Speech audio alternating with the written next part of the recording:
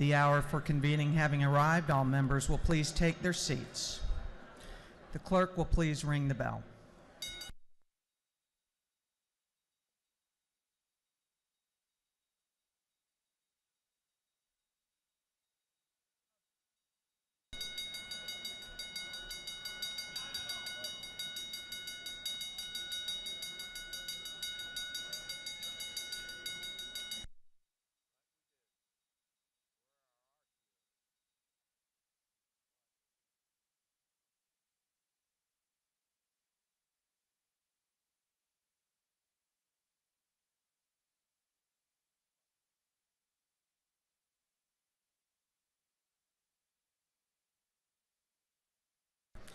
We're going to have the morning roll call.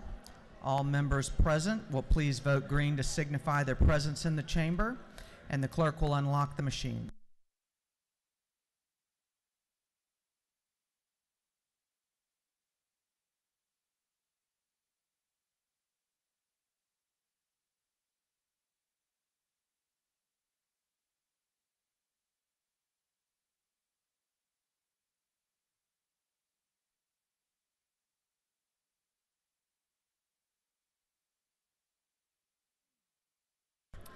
Have all members voted?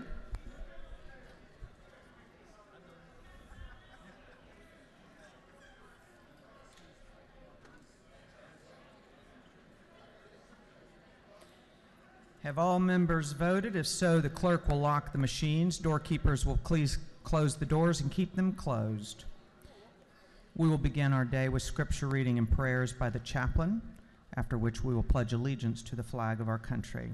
Our chaplain this morning will be introduced by the gentleman from the 128th House District, Representative Mac Jackson.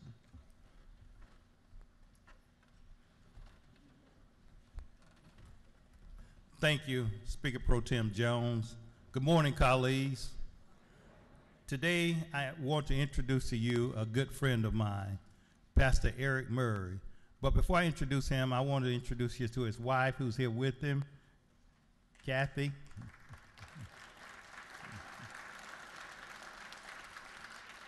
And my wife, Valerie, who everybody already know. And Deacon Charles Haynes.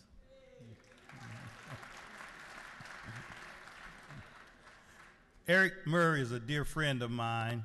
He pastors Swint Spring Baptist Church and Gum Hill Baptist Church in Sandersville, Georgia. He just retired from Georgia Department of Transportation in February, but I think he still loves his job because I heard him talking about what he did on his job just this morning to a group of ministers. But Eric Murray is a true man of God, and I appreciate his friendship and his love for the Lord Jesus Christ. Ladies and gentlemen, Pastor Eric Murray.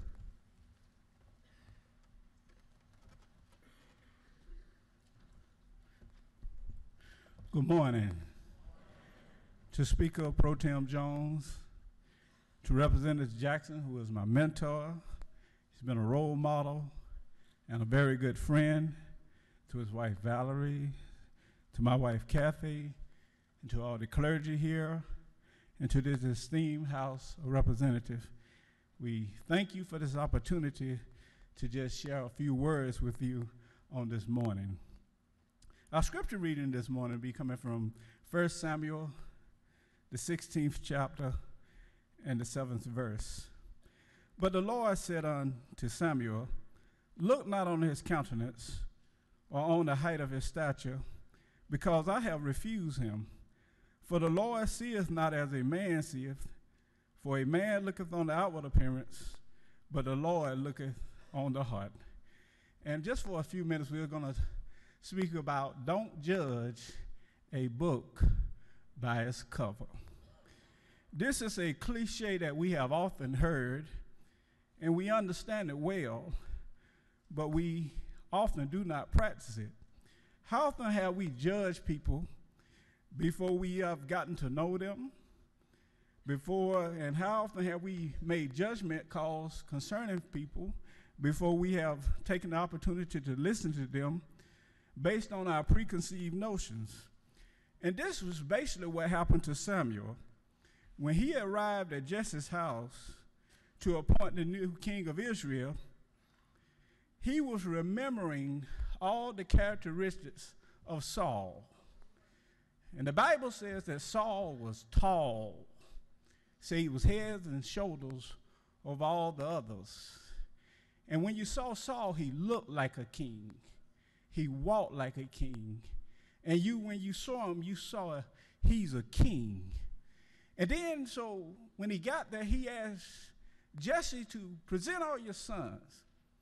And when he presented the first boy, Eliab, immediately Samuel said, surely the Lord's anointed is before him.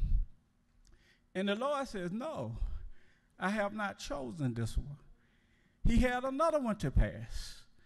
The Lord says, no, I have not chosen this one. And he had all the sons to pass. He says, no, I have not chosen any of these. And then Samuel asked the questions.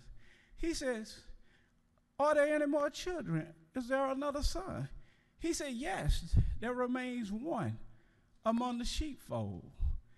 And he says, go and get him because we won't sit down until he gets here. And my question is, why didn't Jesse invite David to the ceremony? And I thought, number one, did he love him just as much as he loved the other boys? And I knew he loved him just as much as he loved the other boys. So then I says, well, did he forget him? No, he didn't forget him. Because when Samuel asked, is there any more kids? He said, yes, there remains one among the sheepfold. And so I says, well, why didn't he get invited? Because his father even had a preconceived notion that if any of these boys would be king, it won't be him. He the youngest. He the baby. He don't know what the rest of them know. But as you can see, the Lord does not look at things the way we look at them. In the Hebrew, the heart refers to the inner person, one's intellect, emotions, passions, motives, and priorities. And that's the thing about God. He does not look at the outward appearance of man, but he looks at the inner appearance of man. And our heart is the essence of who we are. No one knows our heart like God does. And faith in Jesus Christ can transform our hearts and lives into becoming the persons that God created us to be. Let us pray. God of all grace, give us your peace that passes understanding. Fill our hearts, we beseech you, with such love toward you that nothing may seem too hard for us to do your will. Teach us to serve you as you deserve, to give and not to count the cost, to labor and ask not for reward, knowing that we do your will. Father, we ask that you bless this great state. Bless our legislators. And we thank you for your dear son, Jesus. And we thank you for all things. In the name of Jesus we pray. Amen. If you'll join me for the pledge.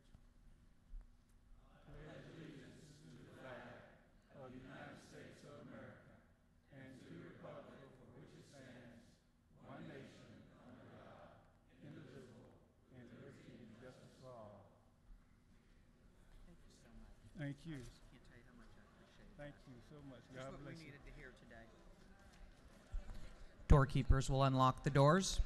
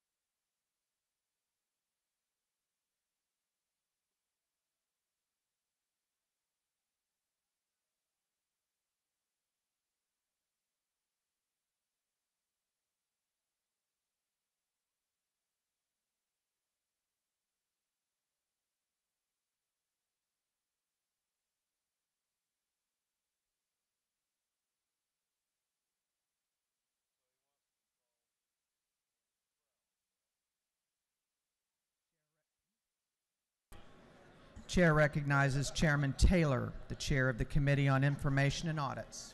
Madam Speaker, your Committee on Information and Audits has reviewed the proceedings of the previous legislative day and found them to be correct. Chairman Taylor, the chair of the Committee on Information and Audits, reports that the journal of the previous legislative day has been read and found to be correct. Is there any objection to the confirmation of the journal? The chair hears none, and the journal is confirmed. The clerk will read the resolution establishing the order of business for the day. Mr. Burns, 159 moves the following be established as the order of business during the first part of the period. Unanimous consents. Introduction of bills and resolutions. First reading and reference of House bills and resolutions. Second reading of bills and resolutions. Report of standing committees. Third reading and passage of uncontested local bills and resolutions. First reading and reference of Senate bills and resolutions. Morning orders. Is there any objection to the adoption of the resolution establishing the order of business for the day? The chair hears none, and the resolution is adopted.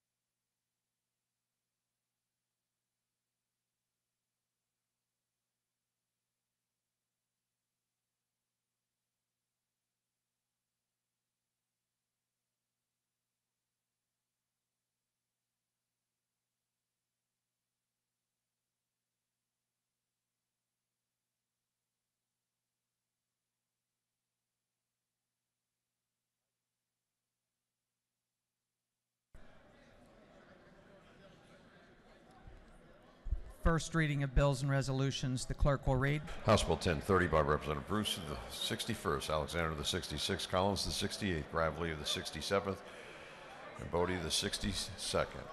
The bill to be entitled an act to authorize the city of Douglasville to exercise all redevelopment and other powers. Intergovernmental coordination. House Bill 1031 by Representative Collins of the 68th and Gravely of the 67th. The bill to be entitled an act to provide a new charter for the city of Villa Rica. Intergovernmental coordination. House Bill 1032 by Representative Smith of the 70th. The bill being entitled Act to amend Article 1 of Chapter 5 of Title 48 of the Official Code of Georgia annotated relating to general provisions regarding ad valorem taxation of property. Ways and Means.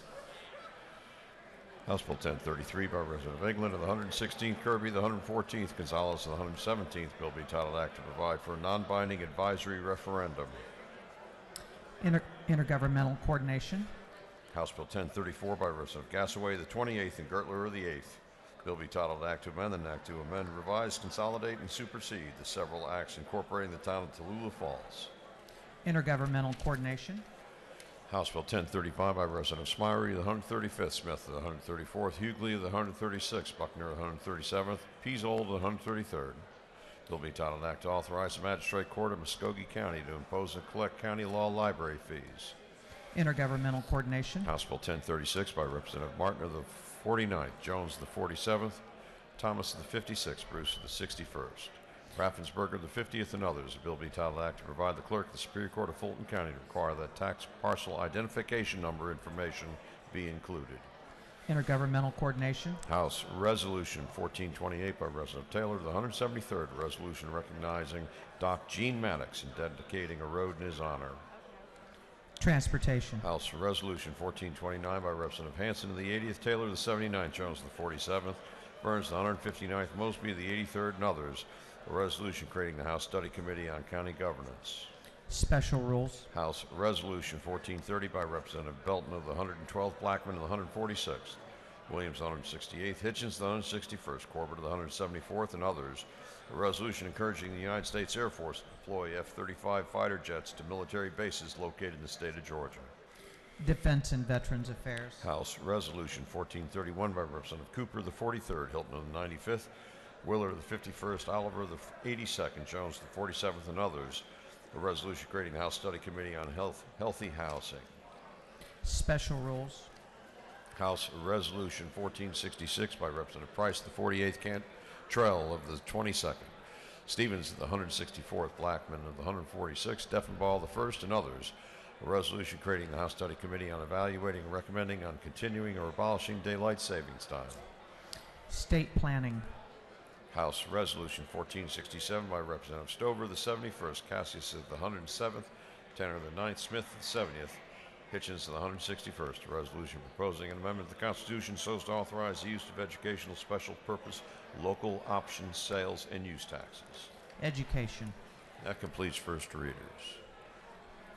Second reading of bills and resolutions. The clerk will read. House Bill 1021 by Representative Hardin of the 148th, a bill to amend an act to create the Office of Commissioner of Roads and Revenues in and for the County of Pulaski. House Bill 1022 by Representative Perkle of the 155th, a bill to amend an act creating the Board of Education of Coffee County. House Bill 1023 by Representative Spencer of the 180th, a bill to create the Joint Board of Elections and Registration for Camden County. House Bill 1024 by Representative Werkheiser of the 157th, a bill to provide a new charter for the City of Glenville.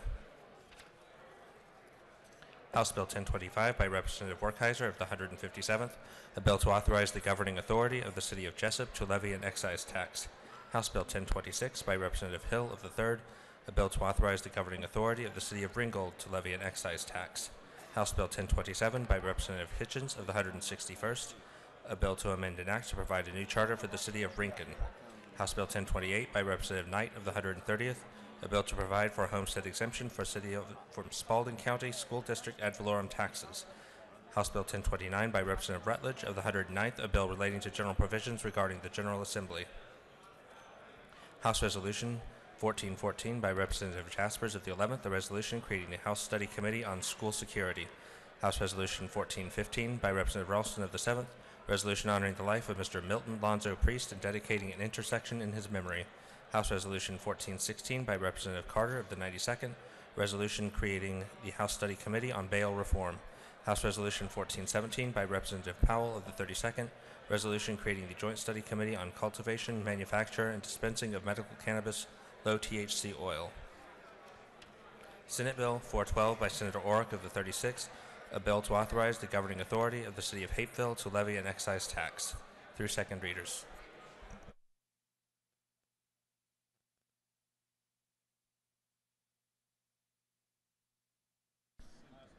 Reports of standing committees. The clerk will read. Representative Sharon Cooper, the 43rd District Chairman of the Committee on Health and Human Services, submitted the following report. Mr. Speaker, your Committee on Health and Human Services had under consideration the following bills and resolution of the House and Senate. It's instructed me to report the same back to the House with the following recommendations. House Resolution 1292 do pass. Senate Bill 357 do pass by substitute. Senate Bill 382 do pass. Respectfully submitted, Representative Sharon Cooper, the 43rd District Chairman. Representative Lumsden of the 12th District Chairman of the Committee on Human Relations and Aging submitted the following report. Mr. Speaker, your Committee on Human Relations and Aging has had under consideration the following bills of the Senate. and has instructed me to report the same back to the House with the following recommendations. Senate Bill 406 do pass by committee substitute. Senate Bill 444 do pass. Respectfully submitted, Representative Lumsden of the 12th District, Chairman. Representative Smith of the 134th District, Chairman on Committee on Insurance, submitted the following report. Mr. Speaker, your Committee on Insurance is that under consideration the following bills of the Senate and has instructed me to report the same back to the House with the following recommendations. Senate Bill 350 do pass. Senate Bill 381 do pass. Senate Bill 353 do pass by substitute. Respectfully submitted, Representative Smith of the 134th District, Chairman. Representative Jan Tankersley, the 160th District, Chairman of the Committee on Intergovernmental Coordination Locals, submitted the following report. Mr. Speaker, your Committee on Intergovernmental Coordination Locals had under consideration the following bills of the House and the Senate. It has instructed me to report the same back to the House with the following recommendations. House Bill 937 do pass by substitute. House Bill 942 do pass by substitute. House Bill 1010 do pass. House Bill 1017 do pass. Senate Bill 389 do pass. House Bill 994 do pass. Respectfully submitted, Representative Jan Tankersley of the 160th District, Chairman. Representative Wendell Willard of the 51st District, Chairman on Committee on Judiciary, submitted the following report. Mr. Speaker, your Committee on Judiciary has had under consideration the following bills of the Senate. It has instructed me to report the same back to the House with the following recommendations. Senate Bill 194 do pass by substitute. Senate Bill 436 do pass by substitute. Senate Bill 373 do pass by substitute. Respectfully submitted, Representative Wendell Willard of the 51st District, Chairman. Representative Alan Powell of the 32nd District, Chairman of the Committee on Public Safety and Homeland Security, submitted the following report. Mr. Speaker, your Committee on Public Safety and Homeland Security has had under consideration the following bills of the Senate. It has instructed me to report the same back to the House with the following recommendations. Senate Bill 367 do pass by committee substitute. Senate Bill 457 do pass by committee substitute. Respectfully submitted, Representative Alan Powell of the 32nd District, Chairman. Representative Jay Powell of the 171st District, Chairman on the Committee on Ways and Means, submitted the following report. Mr. Speaker, your Committee on Ways and Means has had under consideration the following bills, resolutions of the House and the Senate. It has instructed me to report the same back to the House with the following recommendations. House Resolution 1317 do pass. Senate Bill 328 do pass by committee substitute. Senate Bill 458 do pass by committee substitute. Respectfully submitted, Representative Jay Powell of the 171st District, Chairman. That completes the reports of standing committees.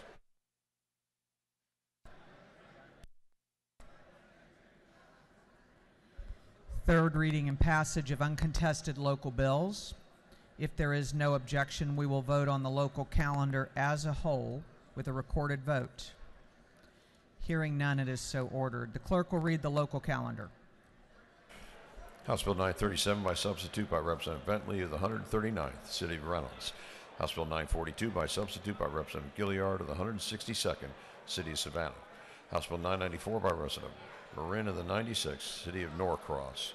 House Bill 1010 by Representative Cantrell of the 22nd, Cherokee County. House Bill 1017 by Representative Rhodes of the 120th, City of Greensboro. Senate Bill 389 by Senator Walker of the 20th, Houston County.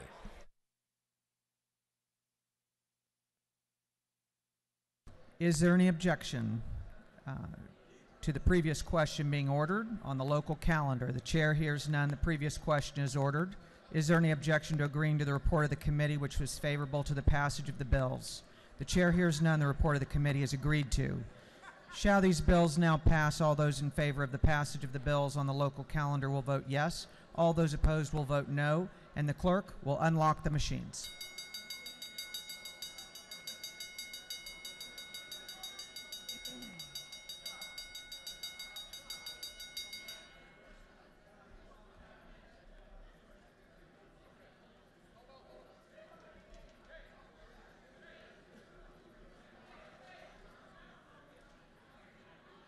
Have all members voted? Have all members voted? If so, the clerk will lock the machines. On the passage of the bills on the local calendar, the yeas were 142, the nays were 0. These bills, having received the requisite constitutional majority, are therefore passed. We are moving on to morning orders.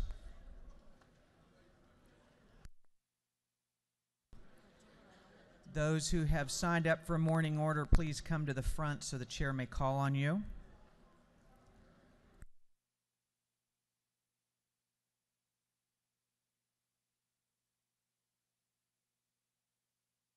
The chair recognizes Representative Stovall for a morning order. Thank you, Madam Speaker and members of the House. Today is Caribbean American Day here at the Capitol, and I'll be joined by Representative Jones, Vernon Jones as well. And we like to recognize Cheryl Callist Thegg, who is also very knowledgeable when it comes down to ensuring that the Caribbean community is well represented. She started a cultural performance group. The second person to recognize is Joyce Thompson, who's the president of Trinidad and Tobago Association of Georgia and the former vice president of the Georgia Caribbean American Heritage Coalition. And Jackie Watson, a veteran radio producer, Caribbean Experience Radio, and also, most importantly, she provided aid during Hurricane Irma for the evacuees coming from the Virgin Islands. And Representative Jones has someone as well. Okay. Will you please help me in recognizing all of our awardees for today? And we ask you all to join. Y'all please stand in the gallery and join us downstairs on the second floor for some good Caribbean food today. Thank you. I know we only have that 1 minute. The chair asks all members to take their conversations to the anteroom. Please take your seats and give your attention to our members who have important announcements.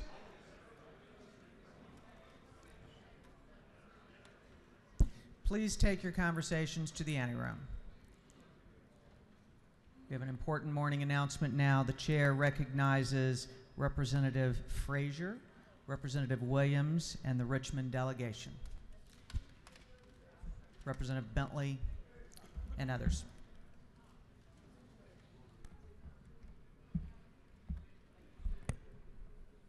Thank you, Madam Pro Tem.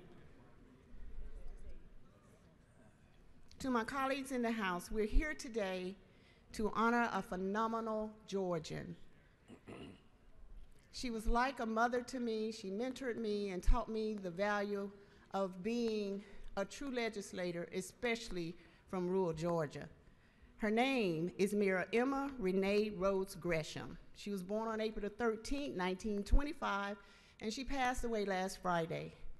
She was a woman of courage because she became a mayor in a town in Keysville, Georgia, where she was only mayor for 5 days because it was stripped away from her by our Superior Court judge in Augusta because of the city's charter upholding a challenge by a group of white residents who disputed the town's boundaries. But she didn't give up, and for 4 years, she made national news. And through her perseverance, she became mayor under a Supreme Court ruling that affirmed the lower court's ruling, and she remained the mayor until 2005. For 16 years, she was the mayor of Keysville, Georgia, and she never received a paycheck. And we're here to honor her today in her life. This great lady who we're honoring today was a graduate of high school in Liberty County at Dorchester Academy. And so we've memorialized her memory with this beautiful, beautiful memento that will be presented at the funeral services on Saturday. Go to the right. And as we show it, Mayor Gresham, who was such an example to all of us. Patty.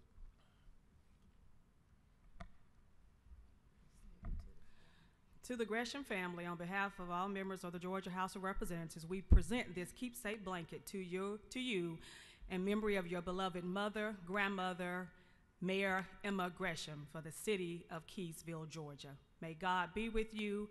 May God continue to strengthen you during this time of sorrow.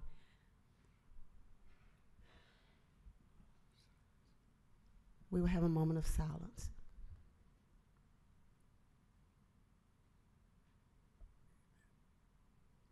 Amen. Thank you.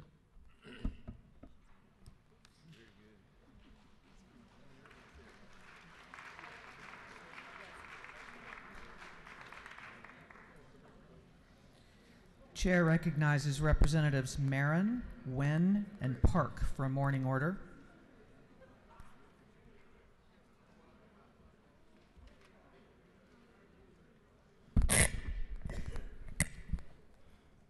Thank you, Madam Speaker. Good morning. Buenos días a todos. With several years now, we are celebrating March 9th as the Vietnamese American Community of Georgia and recognizing the day for their achievement. The Vietnamese American community has committed to fostering the Vietnamese Americans in Georgia by creating meaningful community relationship and retaining cultural traditions to provide to better understanding the Vietnamese heritage. Also, the remarkable organization continuously provide opportunity to help members of the Vietnamese American community succeed, such as the American Achievement Award, which encourages students to excel in both academics and social activities. So again, March 9th, designated as the Vietnamese American Community of Georgia. Members, would you please rise and recognize the members of the organization here today?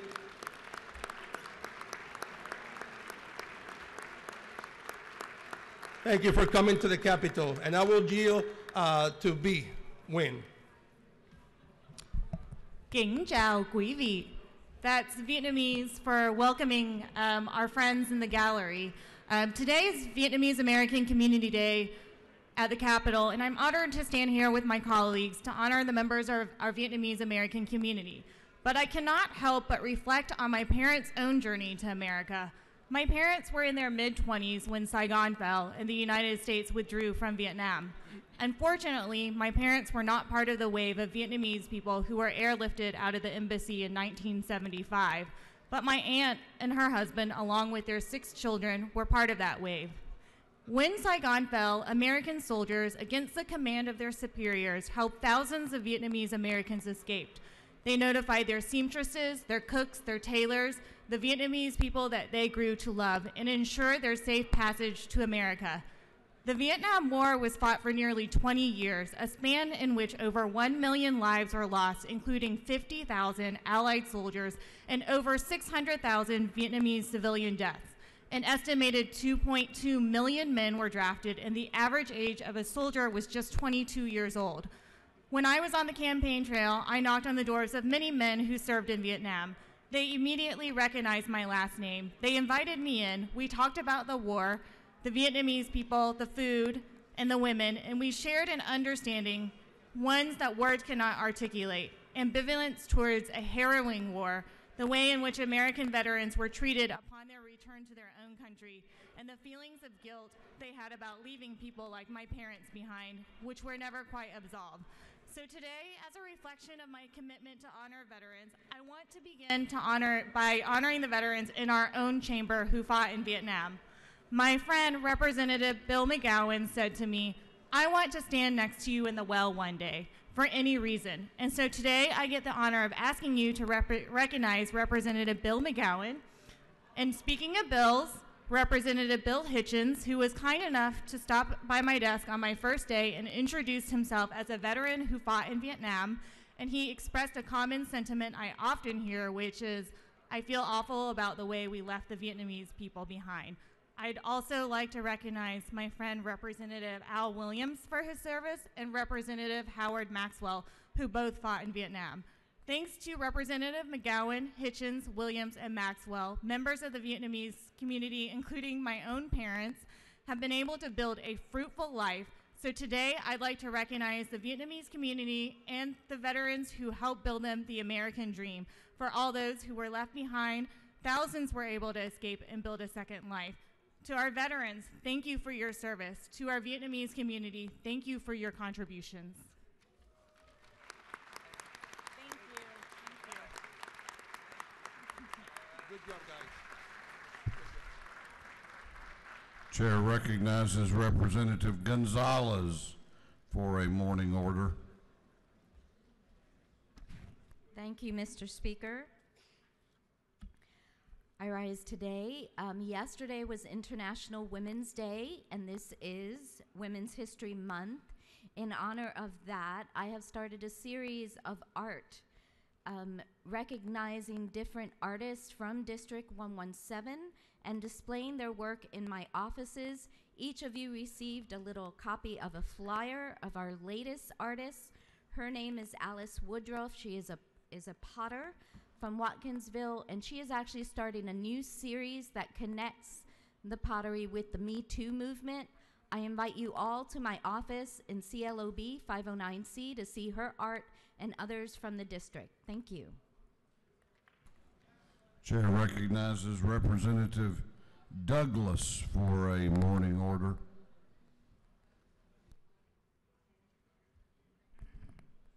Thank you, Mr. Speaker. I rise today to tell my Lady Bulldogs from Lovejoy who are in the final game tonight over at Georgia Tech. They have a proud record of 31-1 for this season, and they're playing in the state championship tonight over at Georgia Tech. So if you don't have anything to do, come over and support our Lady Wildcats. And we are taking on my colleague from the 36. I don't see him in his seat, so we plan on beating up on Harrison tonight. They're the third-ranked team. We're the number one ranked team. So if you don't have anything to do, come on out and check out some good girls basketball.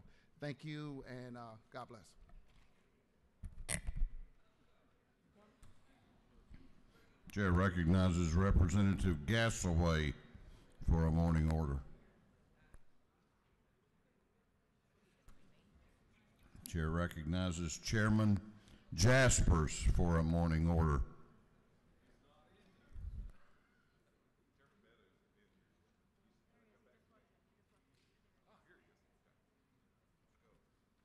Thank you, Mr. Speaker. Last night, I had the opportunity to go to the Georgia Water Coalition's Awards Dinner. And these folks' mission is to protect and care for the water, the surface water and the groundwater of Georgia. And they honored one of our own. They honored our Rules Chairman, Chairman John Meadows, with the most beautiful award for his work in fracking. I hope you'll go by his office when you go to ask for a bill or talk to him to look at the award they gave Chairman Meadows. But let's give him a hand and great recognition last night.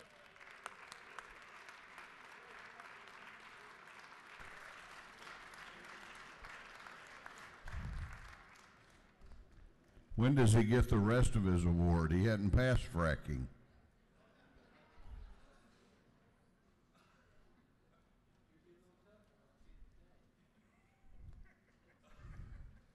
Chair recognizes Representative Vernon Jones for a morning order. He waves. Chair recognizes Representative Mac Jackson for a morning order. Thank you, Mr. Speaker.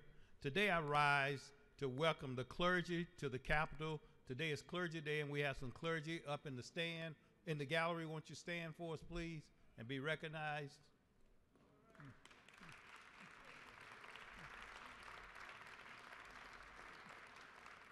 And today we'll have lunch over at the Central Presbyterian Church. We have food from Fox Brothers. Thank you.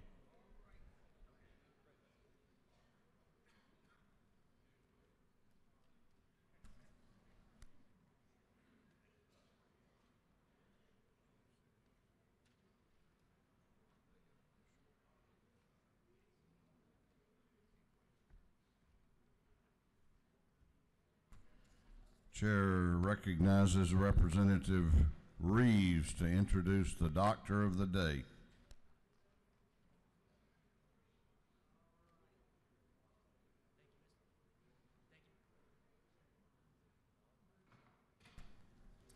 Thank you, Mr. Speaker. It's my pleasure to introduce my friend, Dr. James Talman, today. He's been practicing medicine for over 45 years, received his degree from the Medical College of Georgia. He's done ER medicine and many other things. He is a Vietnam-era veteran, served as a Navy medical doctor, and amongst other things, and he served as the past president of the Cobb County Medical Society and the medical director of radiology technology at Kennestone Hospital. He's no stranger. He comes every year and serves as doctor of the day as the bird flies. He lives about a half a mile from me, and no stranger to politics. His father was in the House of Representatives in West Virginia for 8 years. Members of the House, Dr. James Talman.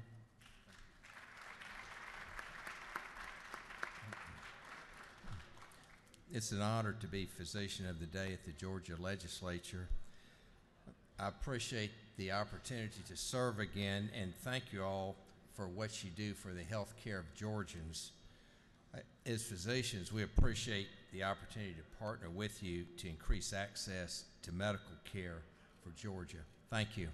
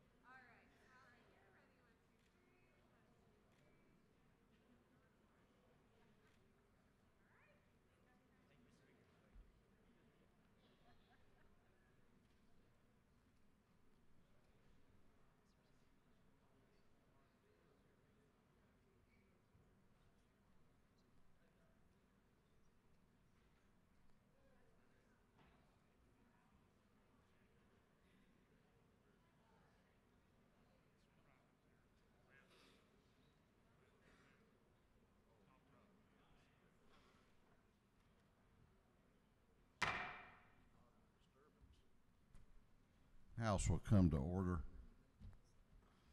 House will come to order.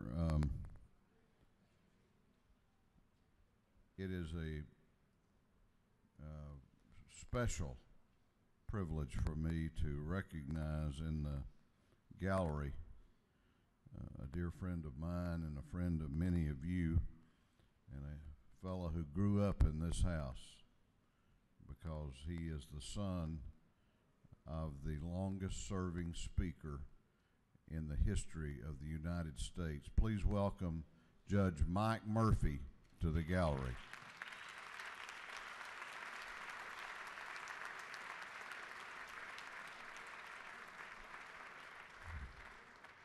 And it's especially special that he is here on the day before what would have been the 94th birthday of Speaker Thomas B. Murphy. So thank you, Judge, and your family for being here. I understand we have some great grandchildren down here paging, so I look forward to seeing you.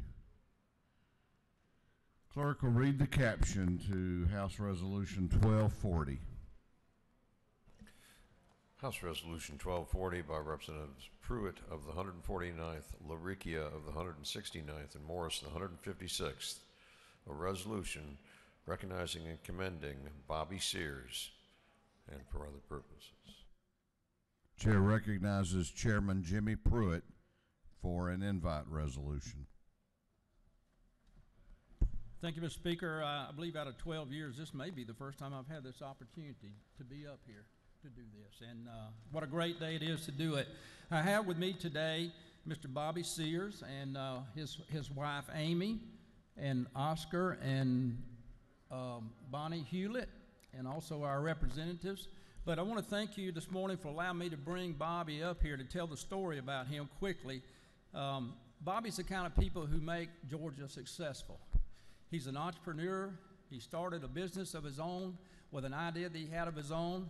He actually patented a choke for a shotgun, which is almost impossible to have something like that done after so many years.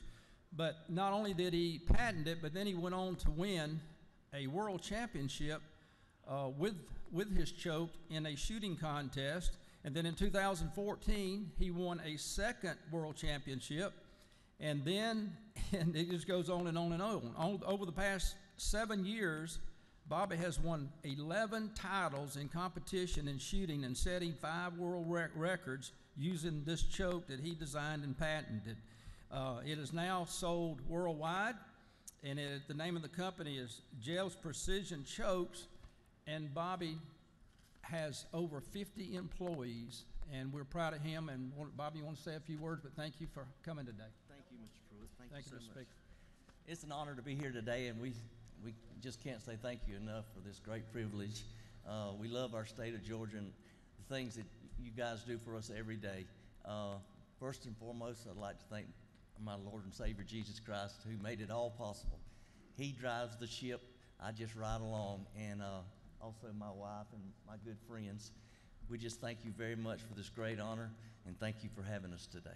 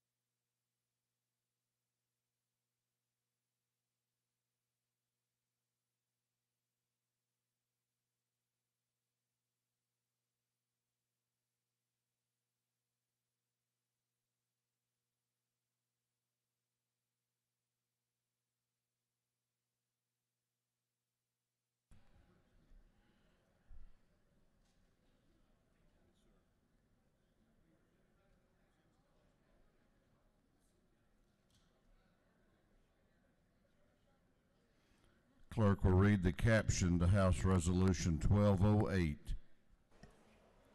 House Resolution 1208 by Representative Shaw, the 176th, and Nimmer, the 178th.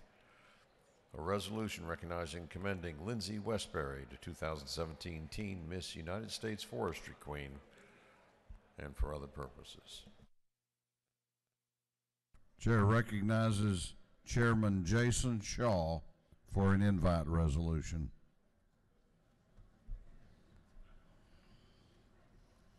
Thank you, Mr. Speaker and members.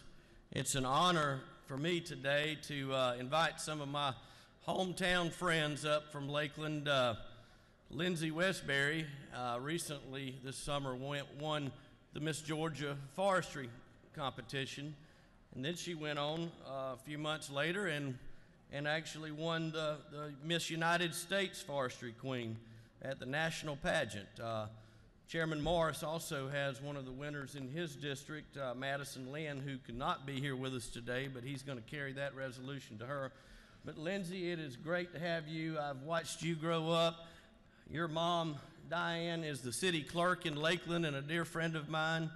Her dad, Skip, as we call him, is a good friend, and we've also glad to have little sister here too, and she's not going to be without her crown as well. So we're glad you're here with us. But I think it's very fitting that Lindsay has won this Miss Forestry competition. I remember her late grandfather, who was a forestry ranger with the Georgia Forestry Commission, and your uncle Buck Klein, who just retired as a forestry ranger, who's a good friend of mine, and Chairman Nimmers.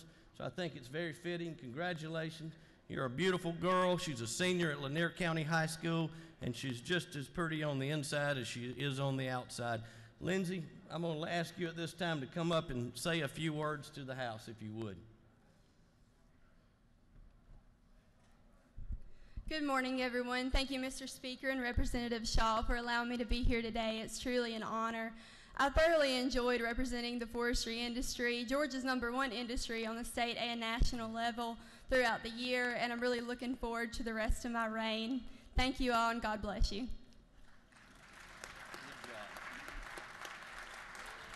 Thank you very much.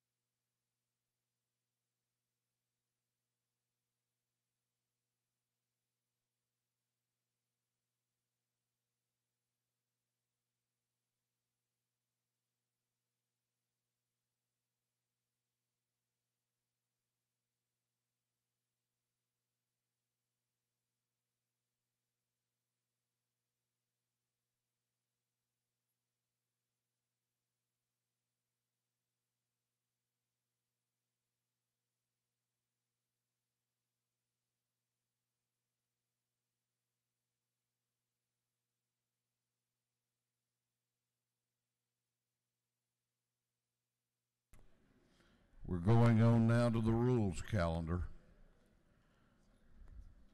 Going on to the rules calendar. The clerk will read the caption to House Resolution 1017. House Resolution 1017 by Representative Corbett of the 174th and others, a resolution encouraging all schools, local educational agencies, and a state educational agency to recognize that dyslexia has a profound educational impact that must be addressed. This resolution has been assigned to the Committee on Education. That committee recommends that this resolution be adopted. Chair recognizes Representative Corbett to speak to the resolution. Thank you, Mr. Speaker, members of the House. I bring before you House Resolution 1017, and basically all we're doing is just encouraging all school systems, local, state, to recognize dyslexia as a problem, and it needs to be addressed. And I appreciate your favorable consideration. If there are no questions, I yield the well, Mr. Speaker.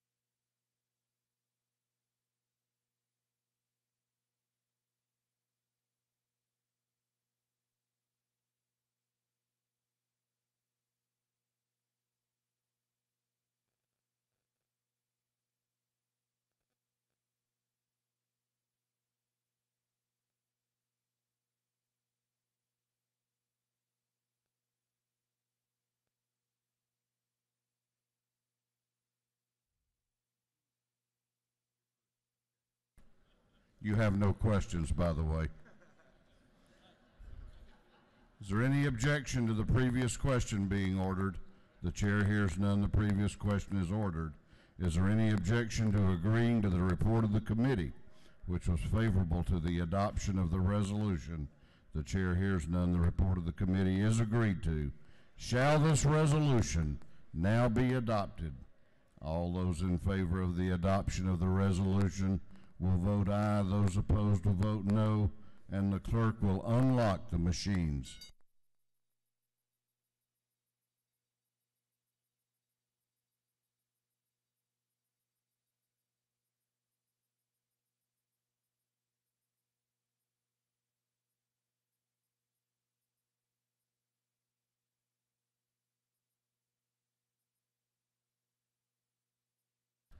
Have all members voted?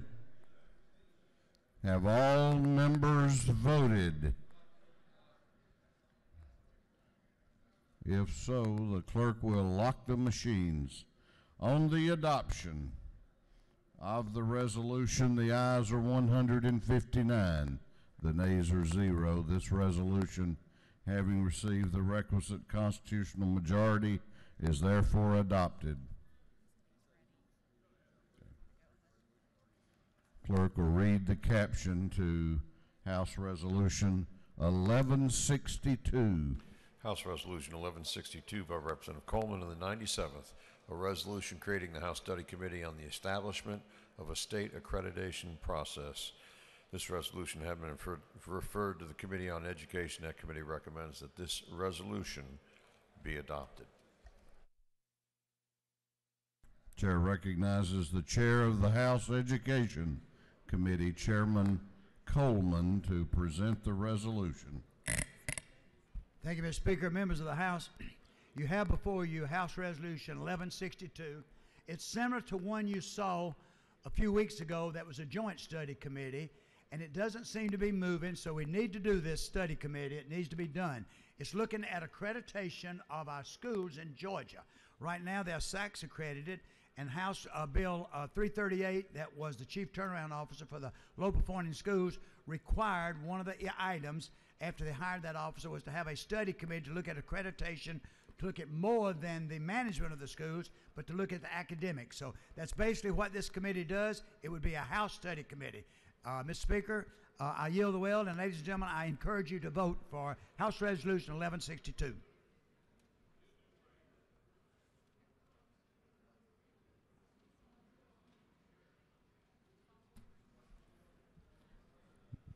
Gentleman has yielded the well.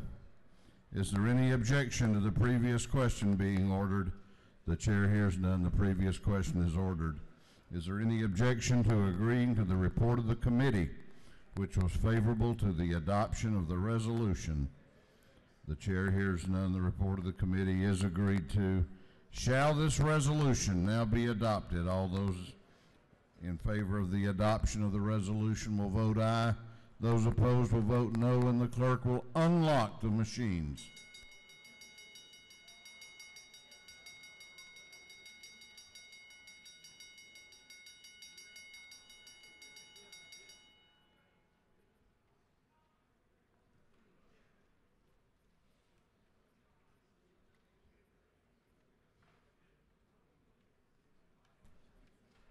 Have all members voted? Have all members voted? If so, the clerk will lock the machines. On the adoption of the resolution, the ayes are 161, the nays are 0. This bill, having received the requisite constitutional majority, is therefore passed.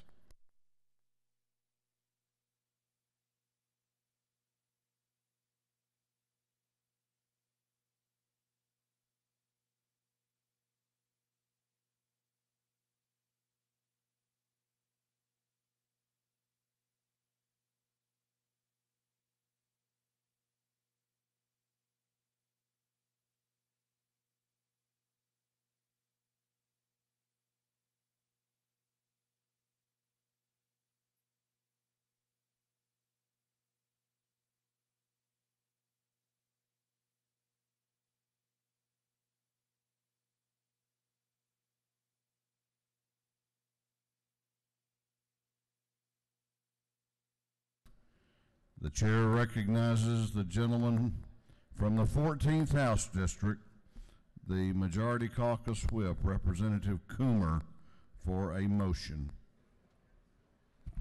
Thank you, Mr. Speaker. I move the House adopt the Conference Committee report on Senate Bill 3.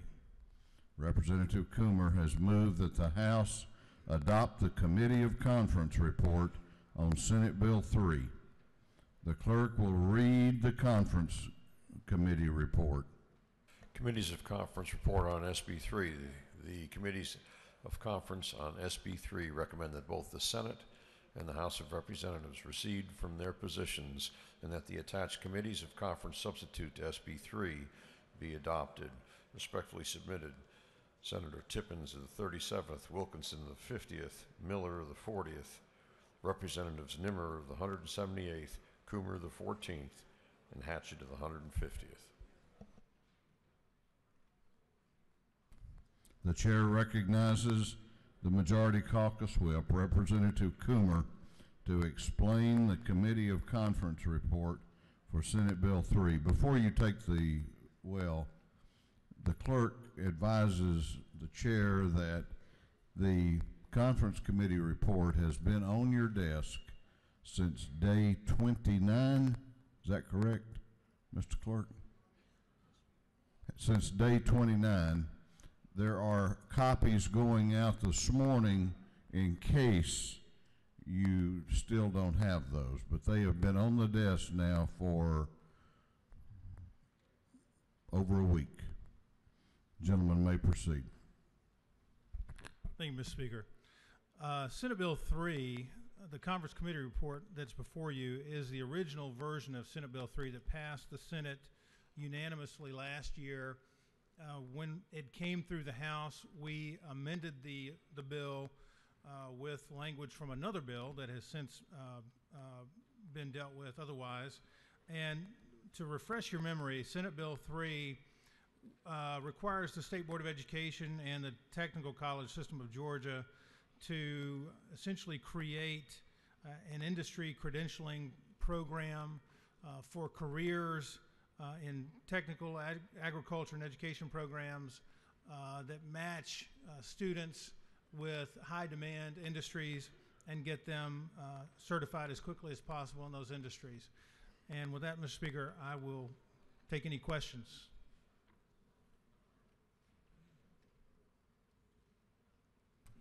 You have no questions. I yield the well. On the adoption of the Conference Committee report on Senate Bill 3, all those in favor of the adoption of the Conference Committee report will vote aye. Those opposed will vote no, and the clerk will unlock the machines.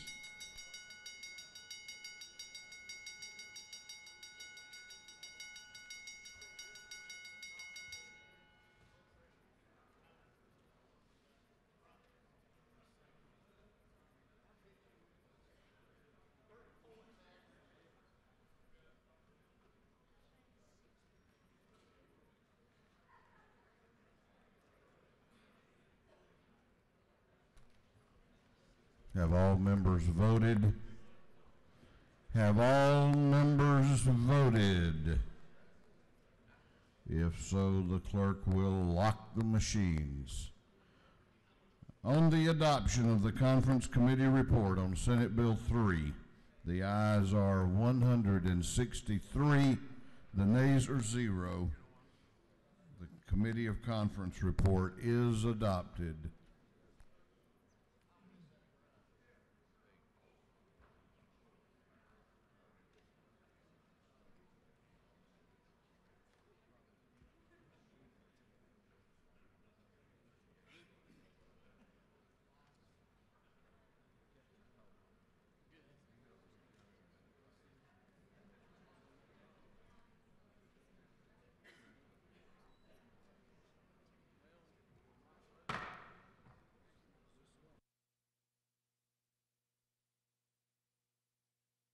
We're going on now to the supplemental calendar. Going on to the supplemental calendar, and it appears that we only have one measure. fairly important little bill, though. Clerk will read the caption to House Bill 684. House Bill 684 by Representative Ralston the 7th and others to be entitled an act to make and provide appropriations for the state fiscal year beginning July 1st, 2018 and ending July 30th, 2019. This having been referred to the Committee on Appropriations. It recommends that this bill do pass.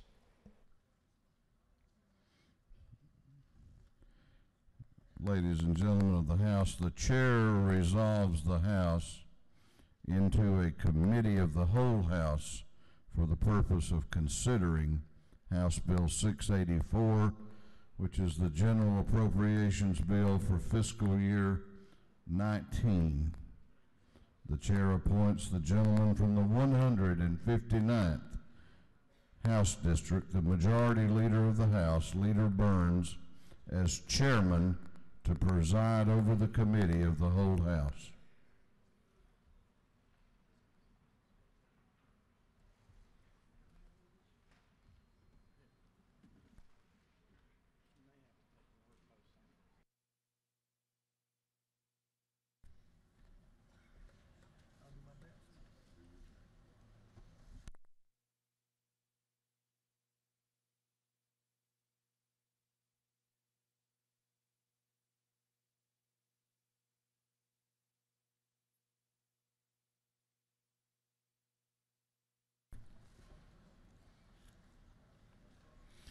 Good morning. Some important business we need to tend to. At this time, the chair will recognize the gentleman from the 116th, Representative Chairman England, to present a bill. Good morning. I hope everyone is well. And I hope you will indulge me with a little bit of bronchitis and laryngitis going on to try to get you through this bill and home today.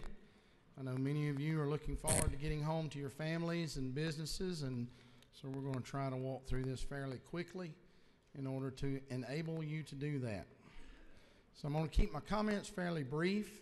There's an awful lot of stuff going on in this budget document you have in front of you today, so it's going to take a little bit to get through it all. But let me start with just some opening comments. When you look at the numbers, this is a $50 billion budget. Of that, $26 billion are state funds, $14 billion are federal funds, and about $6.5 billion are other funds. While we recognize the federal funds within the budget, our job is actually to appropriate those state funds along with the federal funds. The state funds in House Bill 684 show an increase of about 4.1% over the FY18 budget, or an addition of about $1 billion.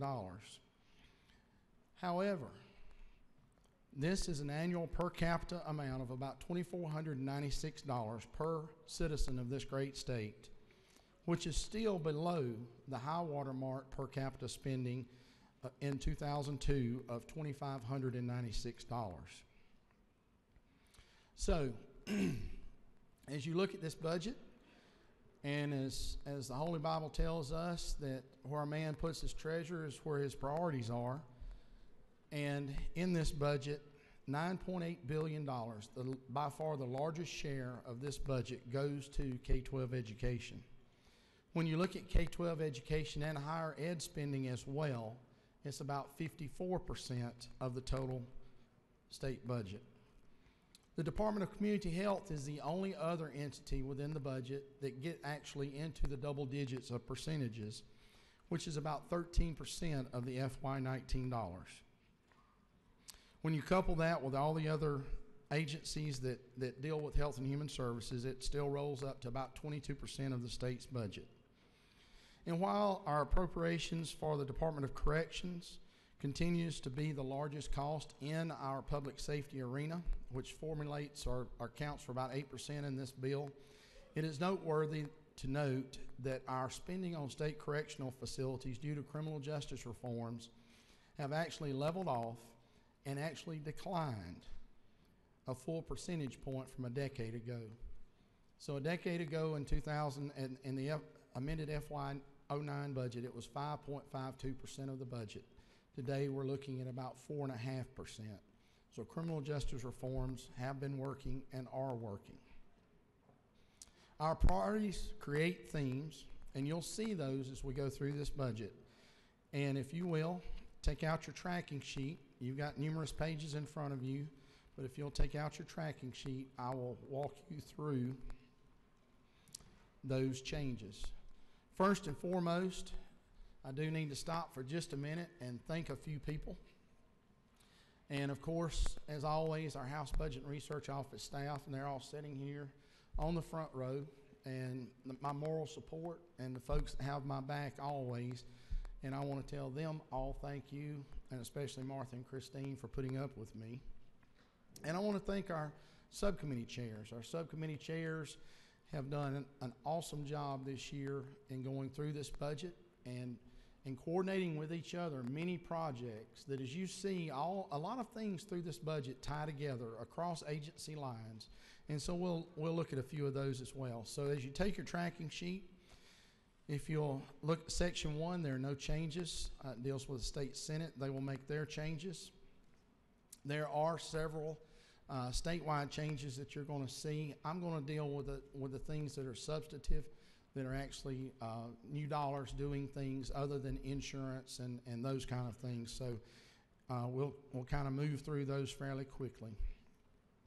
In the House of Representatives at 2.1.1, you'll see a consolidation of our risk insurance premiums. And then going on to Section 3 for the general offices, or joint offices of the General Assembly, you'll see some increases there for increased operating expense at 3.1.4. And then again, dealing with insurance on the other items that you see as changes as well. Audits and accounts, those changes there are those statewide type changes I mentioned earlier. Moving into the Court of Appeals. Looking down through your document, you're going to see a few changes here. 5.1.6, Chairman Welch and his subcommittee decided that position could be held for future, possible future need, and so we have taken that out. At 5.1.10, you'll see that 1.2 million is actually gone to zero because that is one of the adds that we included in the amended FY18 budget to get some of their IT technology equipment up and going ahead of time. Moving on through to Section 6, Judicial Council. Under the JQC, we'd taken a savings at 6.5.2. We'd done that in the amended budget as well, so we're just annualizing that savings as well. Moving on to Section 7, Juvenile Courts. They've been asking at 7.1.2 for a Juvenile Detention Alternative Initiative statewide coordinator. However, they already have one of those positions in place, and that's being paid for with the federal funds, so it's not necessary at this time. Section 8, Prosecuting Attorneys. At 8.2.5, you'll see where there was an ask of 24 additional ADAs.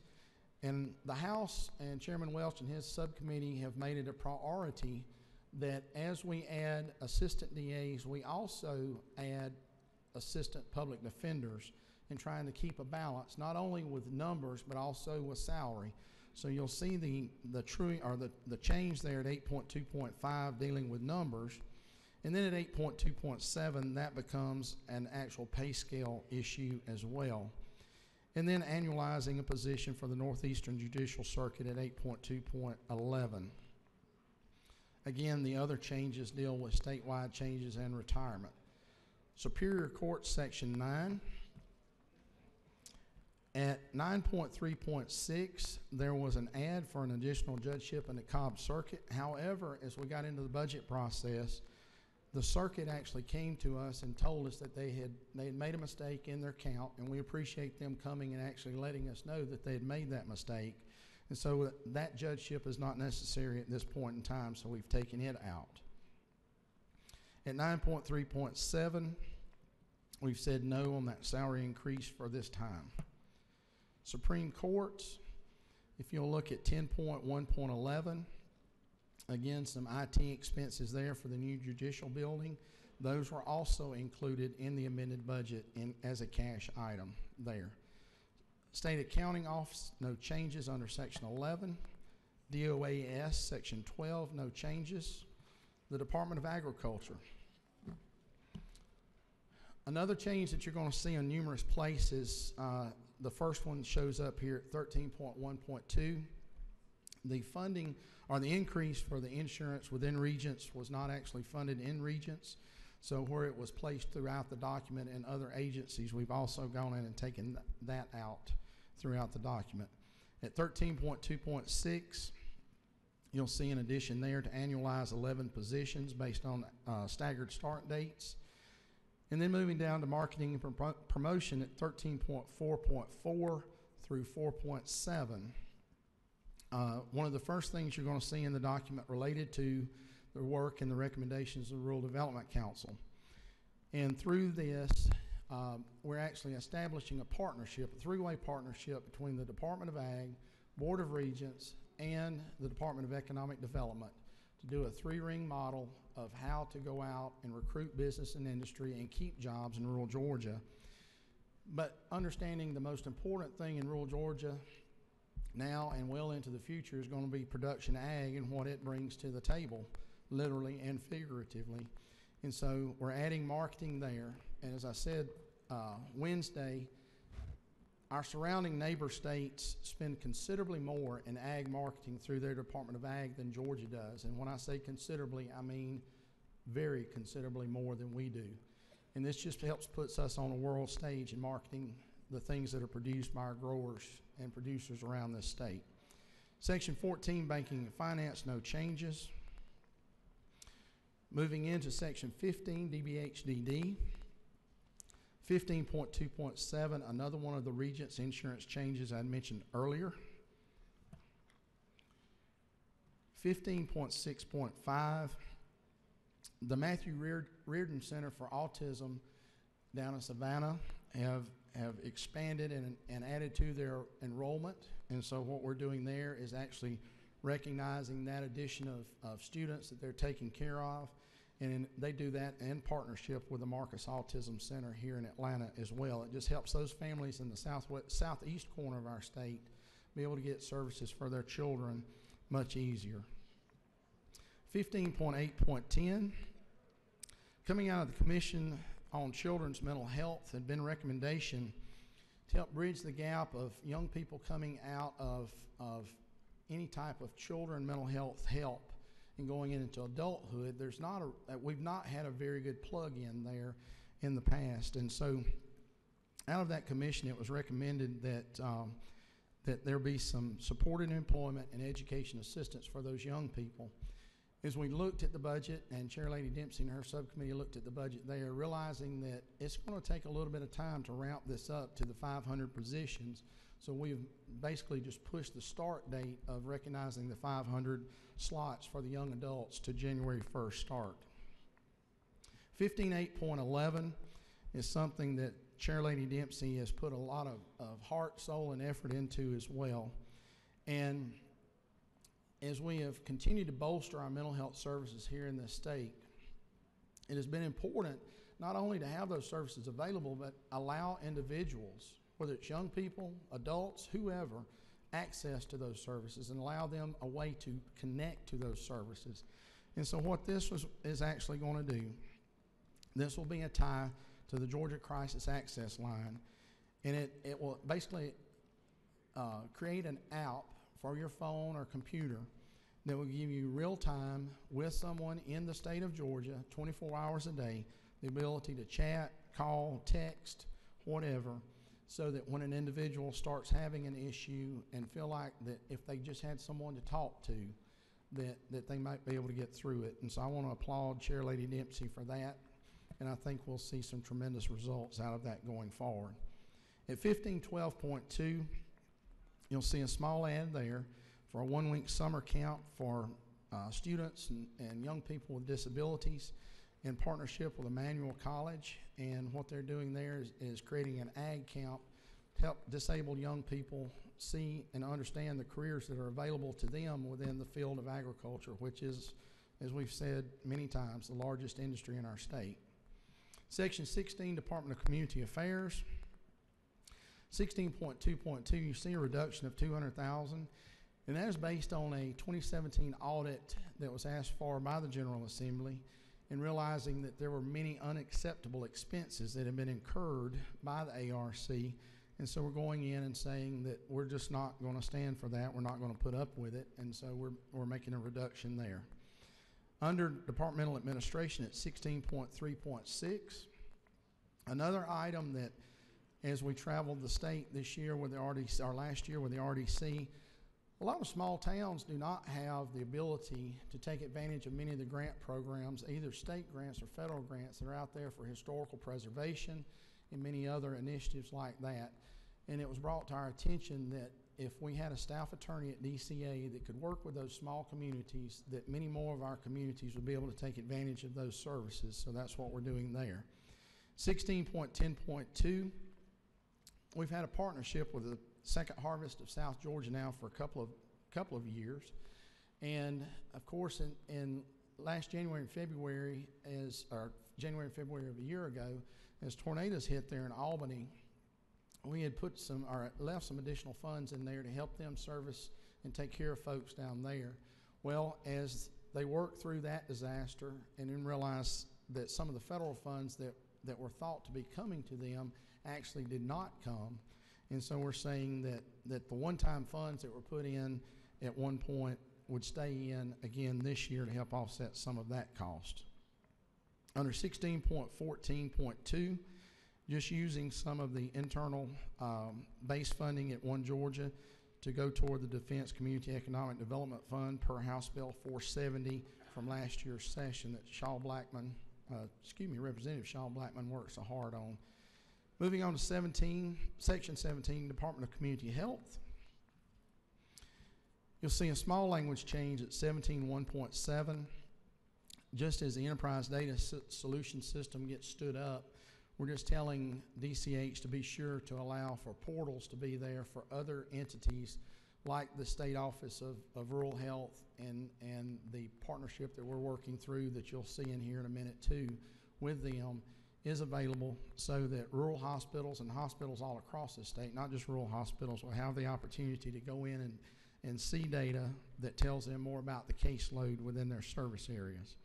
17.1.15, another item that we had heard considerable discussion about over last summer, dealing with pharmacy benefit managers and the impact that some of those entities are having on small town pharmacies. And as many of you know that live in small towns, a lot of times the pharmacist might be the closest thing to a doctor that a lot of people see.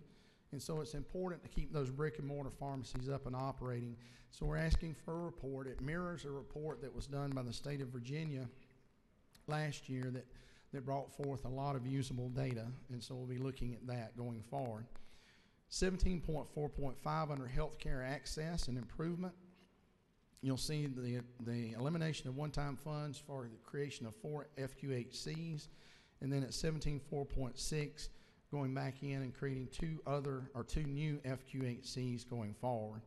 17.4.7, every dentist that I know at home participate in the Donated Dental Services Program with the Georgia Dental Association and provide services across this state to individuals that do not have dental insurance, do not have access. And so what we're doing there is helping them with a coordinator position for that. 17.4.8 and 4.9 both deal with the Rural Health Systems Innovation Center that I mentioned just a second ago. 4.8 helps with the RFP, providing for it, and 4.9 actually lays the groundwork for that center to get up and be operating with one of our institutions of higher education here in the state. 17.7, under 17.71, you'll see a true up there on actuals. Then moving forward to 17.7.4, just increasing the personal needs allowance for nursing home residents. The governor had put in $10, we're bumping it to $15. And that's what you see, that addition there. And it'll show up again in another spot or two as well. 17.7.11, an increase in reimbursement rates for adult day health centers. It's about a 2.5% increase, and we're trying to get them caught back up. They went for quite a while without any rate increase, and last year was the first, and we're trying to follow that up again this year. In 17.7.12, Chairman Parrish and his subcommittee, and this is another one that you'll see in a couple places as well, felt that it's important that as Medicaid patients go into emergency rooms, and the emergency rooms, if that patient is deemed as a non-emergent patient, the hospital and the ER get paid $50. And that rate has not changed since the early 1990s. And so we're bumping that rate by $10 for urban hospitals and $20 for rural hospitals in that instance. At 17.8.1, you'll see a decrease there. However, I will tell you that as we closed out the last fiscal year, there was a very sizable rollover into the rainy day fund of about $95 million within that program. And so we'll have the ability to come back in the amended and true that up if needed. 17.8.7, the second place you'll see the triage payment for emergency rooms there. And then at 17.8.8, an increase for the Marcus Autism Center because of the new Medicaid autism codes have changed, and it's driven down reimbursement, but expenses continue to increase for those services. Under physicians workforce at 17.12, you'll see a few changes there. At 12.1, the first is a true up for 99 slots that are actually being used. Under 12.2, the addition of 2 rural surgical fellowships around our state. 17.12.3, some additional new fellowships at Augusta University. And the whole idea there is to make sure that the young people from Georgia are actually having opportunities to do these fellowships in Georgia. And so that's what we're trying to help pay for there as well. So at 12.4, again, the second piece of a multi-year program at the Gateway Behavioral Health Center. Then in 17.12.5, again, adding some more slots for the physicians for rural areas in the Memorial Hospital at Savannah at their accelerated track program there as well. And at 17.12.6, annualizing the health recruitment fair that we put in the amended budget and just putting it back in the base going forward in this FY19 budget. So at 17.15.1, you'll see that deduction there actually ties to 17.12.5, just puts it in the right program area. And then at 17.15.2, as we traveled the state, and y'all gonna get tired of hearing me say that, but it was an amazing venture, or amazing adventure, to travel the state this past summer and learn all the things we learned about the rural parts of our state, and not just rural parts, but even urban areas in the interface there. But one of the things that we learned, that there are currently 9 counties in the state of Georgia that do not have a physician, period. There are 4 more counties that only have 1 physician, period. So in those communities, that physician, that general practitioner, while they may be the general practitioner, they're also the joint specialist, they're also the science specialist, they're also the back specialist, they're also the whatever specialist. They have to see a lot of different things. They don't have the luxury of being able to send that patient to a specialist down the street from them. And so in that case, it means that usually their malpractice rates are considerably higher because there is more of an opportunity for them to miss something. And so what we're saying, in order to keep individuals in these areas and practicing and keep access available, that we're going to create a grant program to allow the state to help those doctors in those rural areas offset part of the expense of their malpractice insurance going forward. We passed the bill several weeks ago now, the rural health care bill that we passed out of here, and within it, it sets up that grant program. and it also puts parameters around what it would take for those individual doctors to actually qualify for those funds. Under drugs and narcotics at 17.8.2, you'll see an ad, and it actually is kind of a pay parity issue for those agents, because those agents are actually post-certified and pharmacists. So they're a pharmacist toting a gun, but they are the ones that, as we have continued to see this opioid crisis get out of control, those are the frontline folks that are out there trying to take care of not only our kids, but our adults that have issues there as well. Under Section 18, you'll see a fund true up at 18.1.5, a small reduction of $100,000 there. Also at 18.2.5, you'll see a truing up of a reduction. That money was initially put in for equipment. There are some ongoing expenses necessary there as well.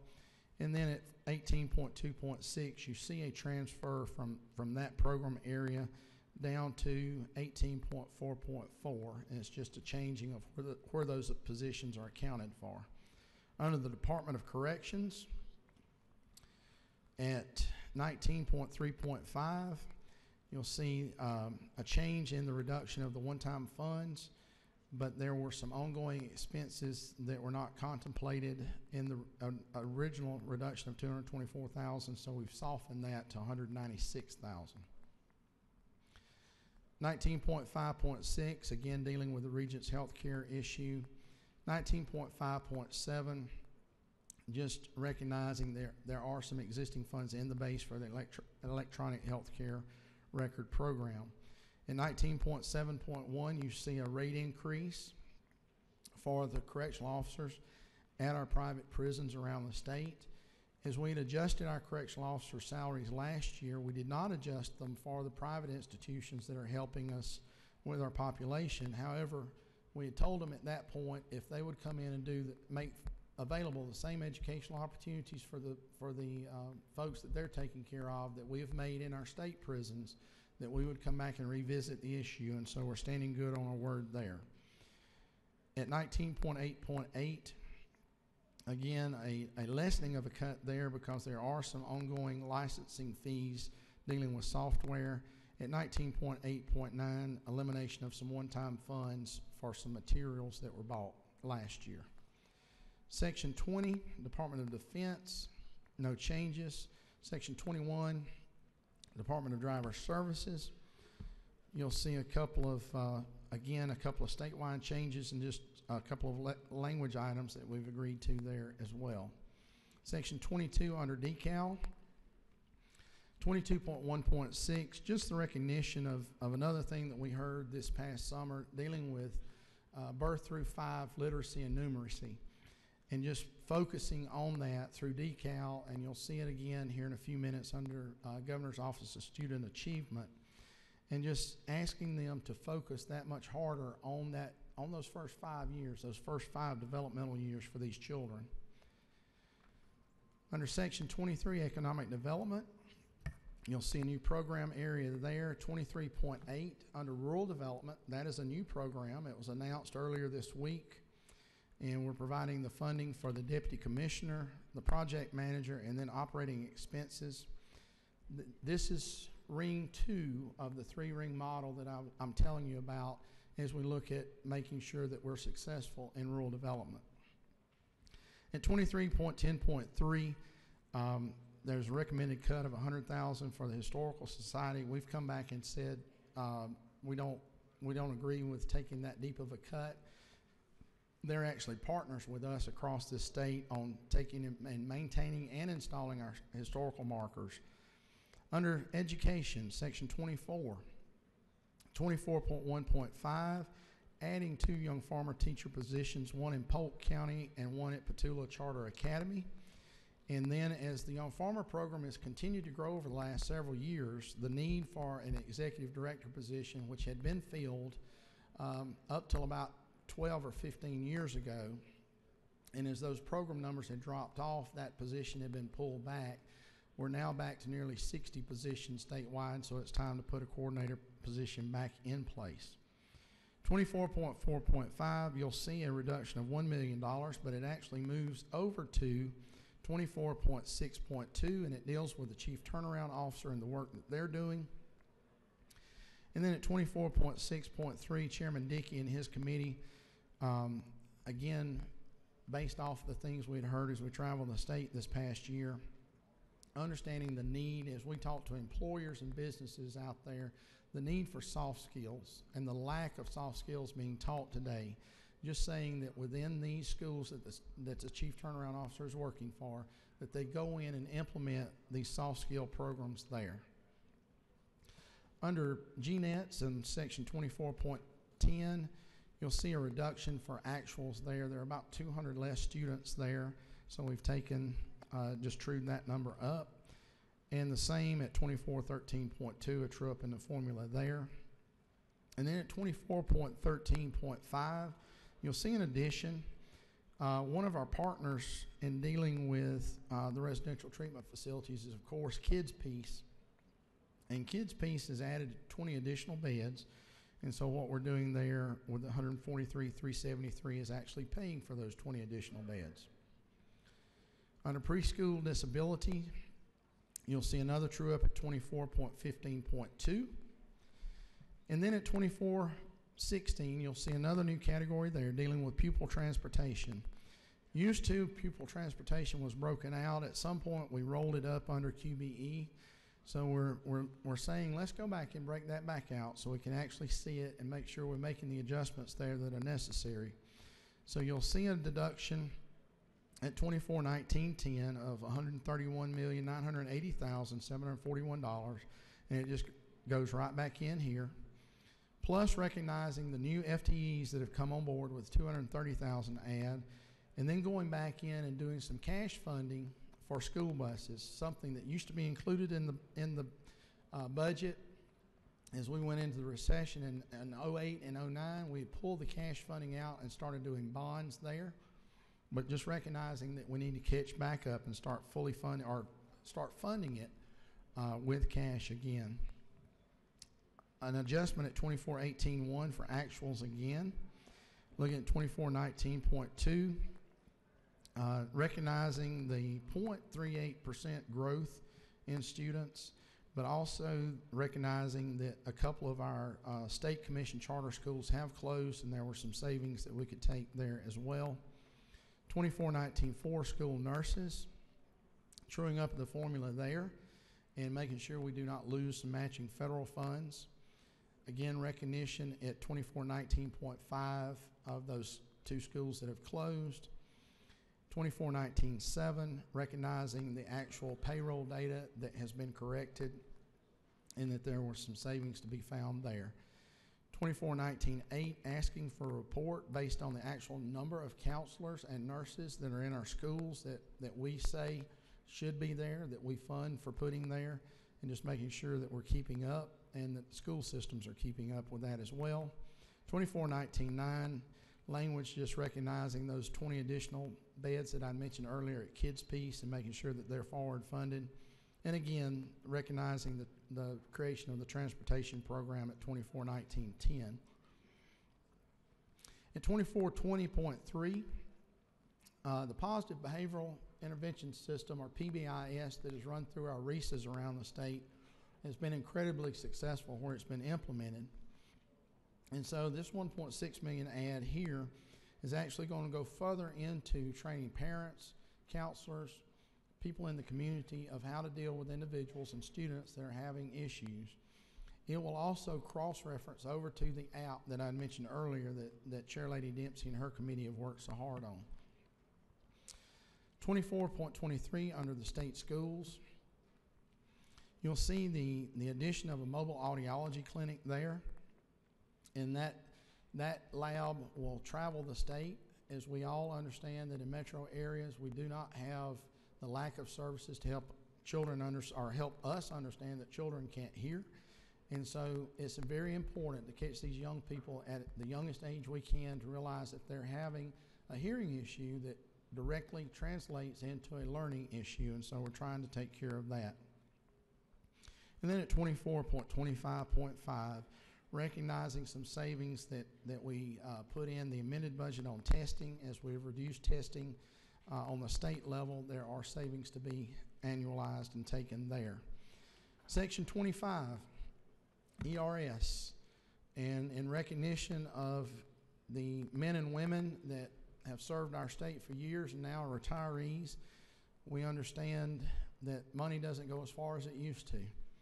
And we have tried to recognize that over the last couple of years by authorizing a 13th check, and that's what we're doing again this year. I do pledge to continue to work with them just like the rest of y'all are to figure out a way that at some point in the near future we can come back and they will actually get a COLA, because again, it has been quite a while since they've had one. Section 26, forestry, no changes.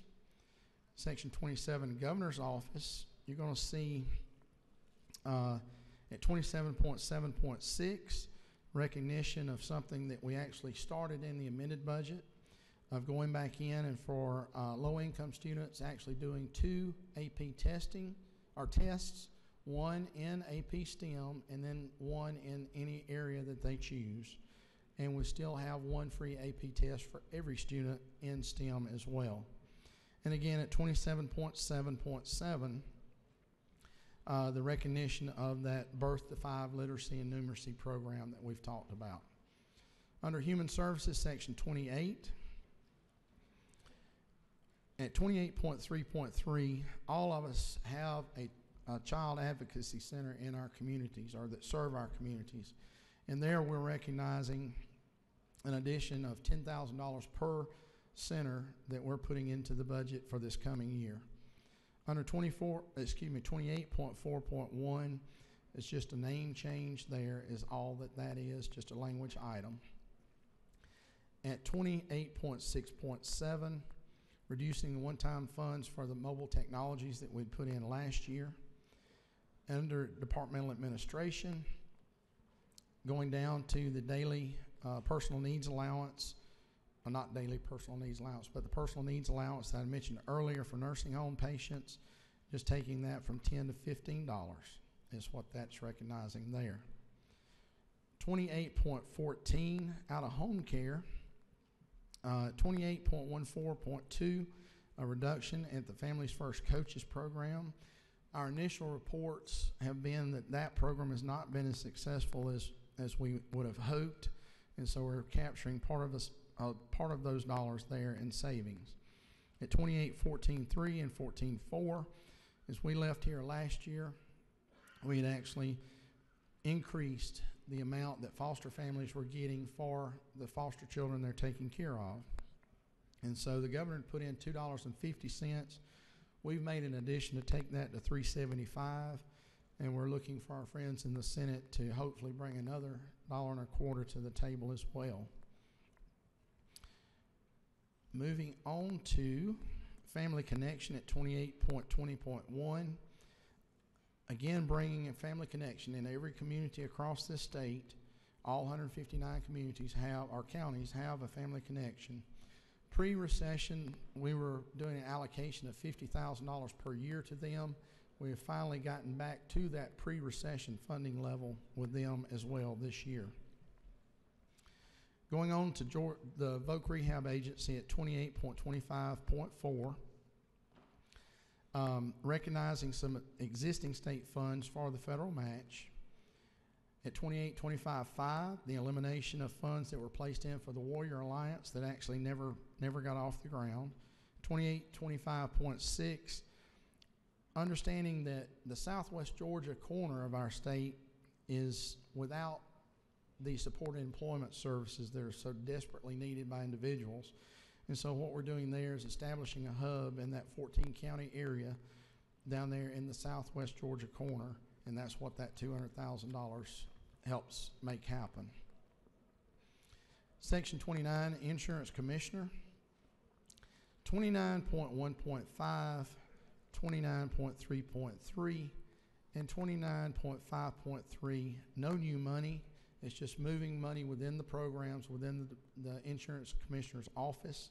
So no new funds there, but just reallocation within that office. Section 30, GBI. You'll see a couple of changes at 30.3.4. We had funded the actual sexual assault kits, the purchase of those kits in the amended FY18 budget. So we've made that slight reduction to that add there at 3.4. And then at 3.5, as the morgue here in Atlanta has been added on to, there were some additional janitorial funds that were needed. And so we're making sure that they're able to take care of that and keep it clean. That is important for a morgue, to keep it clean and tidy. Under Section 31, Juvenile Justice.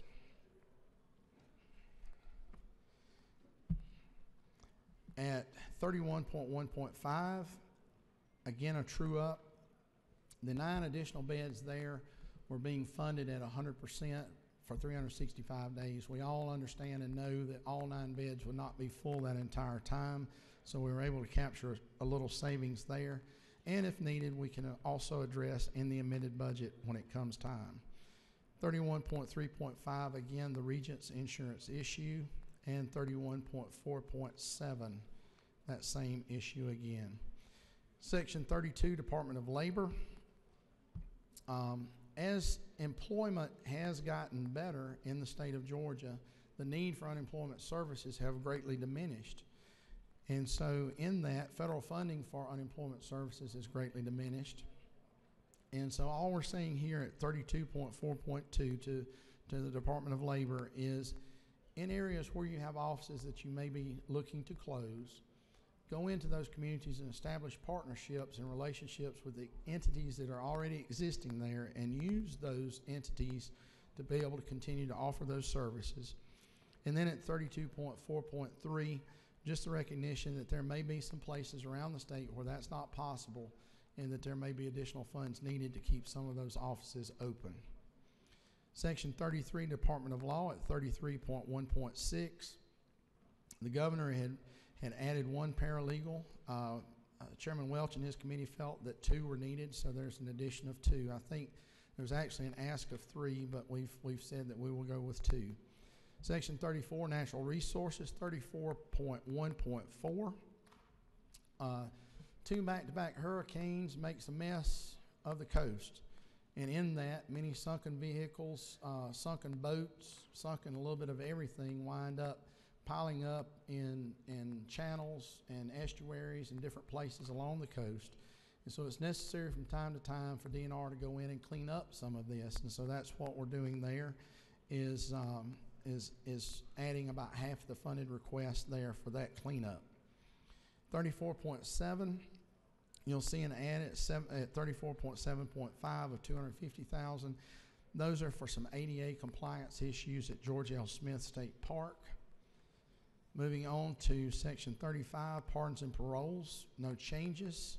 Section 36, State Property Commission, no changes. Section 37, Public Defenders Council. And if you'll look at 37.2.6, I mentioned a while ago about the House priority to make sure that as we add additional assistant district attorneys that we do the same thing on public defenders and also try to get their salaries in parity with each other. And so that's what your first add at 37.2.6 does, is the parity issue. And then at 37.2.7 is the addition of 9 additional juvenile public defenders in that program area. 38 under public health. Last year we had funded a one-time funds for a study dealing with maternal mortality. Georgia, we have a lot going for us, but unfortunately, one of the things we don't have going for us is the survivability rate of mothers once they give birth. We lead the nation in that, and that's something we should not be leading the nation in. So that study brought forward several things that need to be addressed, and you'll see the ad at 38.1.5 of $2 million there in DPH to go forward and help educate and train hospitals and doctors across the state and primarily in rural areas of how to recognize when post-delivery that there's an issue that can quite easily get out of hand before anyone realizes that there is an issue. And unfortunately, that issue typically results in death, and so we're trying to stem that tide.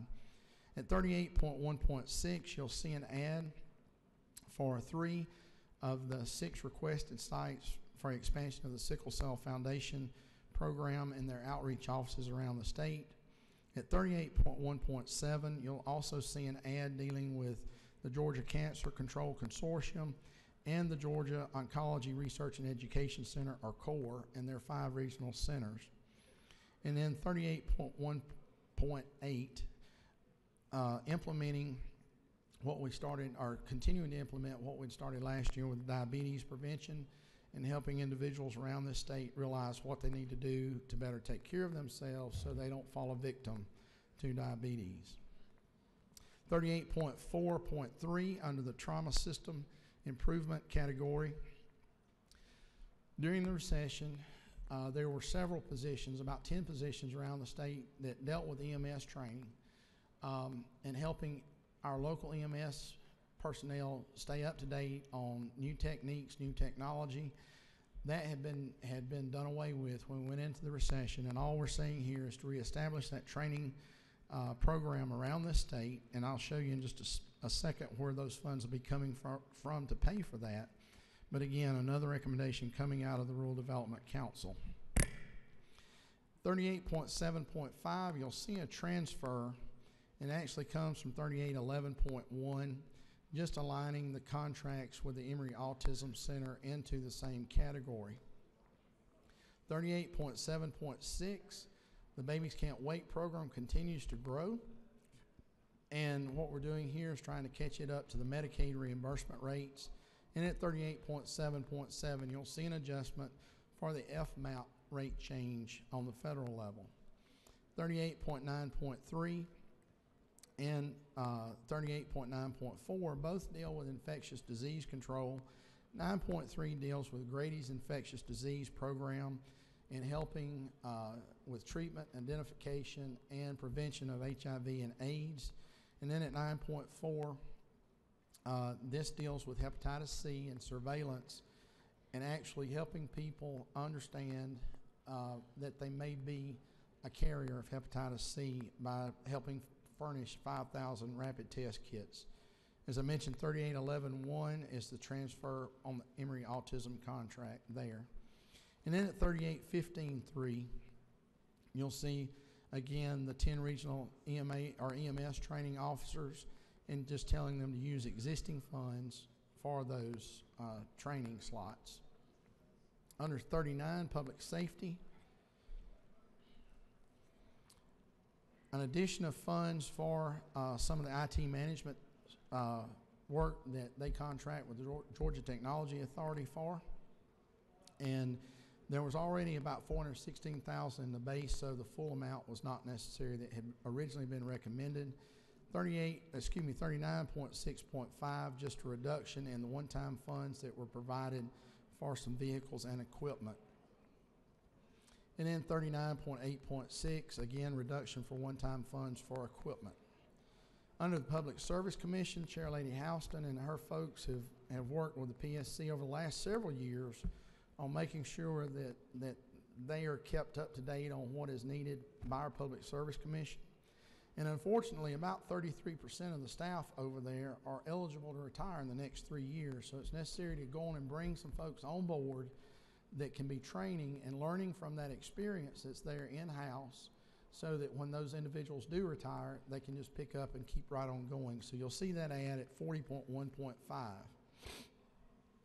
Under Section 41, Board of Regents, you'll see as we've gone through the last several years post-recession, we have continued to try to add back the strength to our cooperative extension program around the state and our ag experiment stations around the state. As I mentioned a little bit earlier, agriculture remains the #1 industry in this state, and it's necessary for us to stay on the cutting edge there to make sure we have the research scientists in place to do that. So you'll see at 41.1.3, 1.4, and 3.3 the addition of some specialists, and at 3.2 some additional 4-H and ag and natural resource agents around the state as well.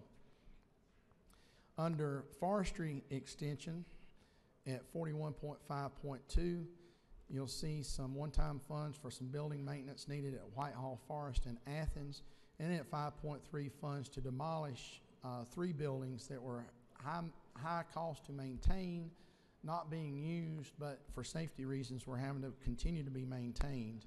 So we'll be eliminating those buildings. At 41.8.1, you'll see a true up in the formula dealing with the maintenance and operation of the new cyber center. On down to 41.16.2, the Georgia Youth Science and Technology Centers that are located at Kennesaw State have been doing an outstanding job in helping train math and science teachers around our state to help our kids learn. And so they continue to grow that program, continue to do more outreach, and we're trying to recognize that there. At 41.16.3, that is the third ring of our 3-ring model on rural development, and that's the establishment of the Center for Rural Prosperity and Innovations as a recommendation of the RDC, and it will be based at one of our institutes of higher learning across the state. Moving on to 41.18.2, you'll see the recognition of need for additional funds at the Skidaway Institute to help students be able to continue to do their studies there. Moving on down to 41.19.6 under the teaching program.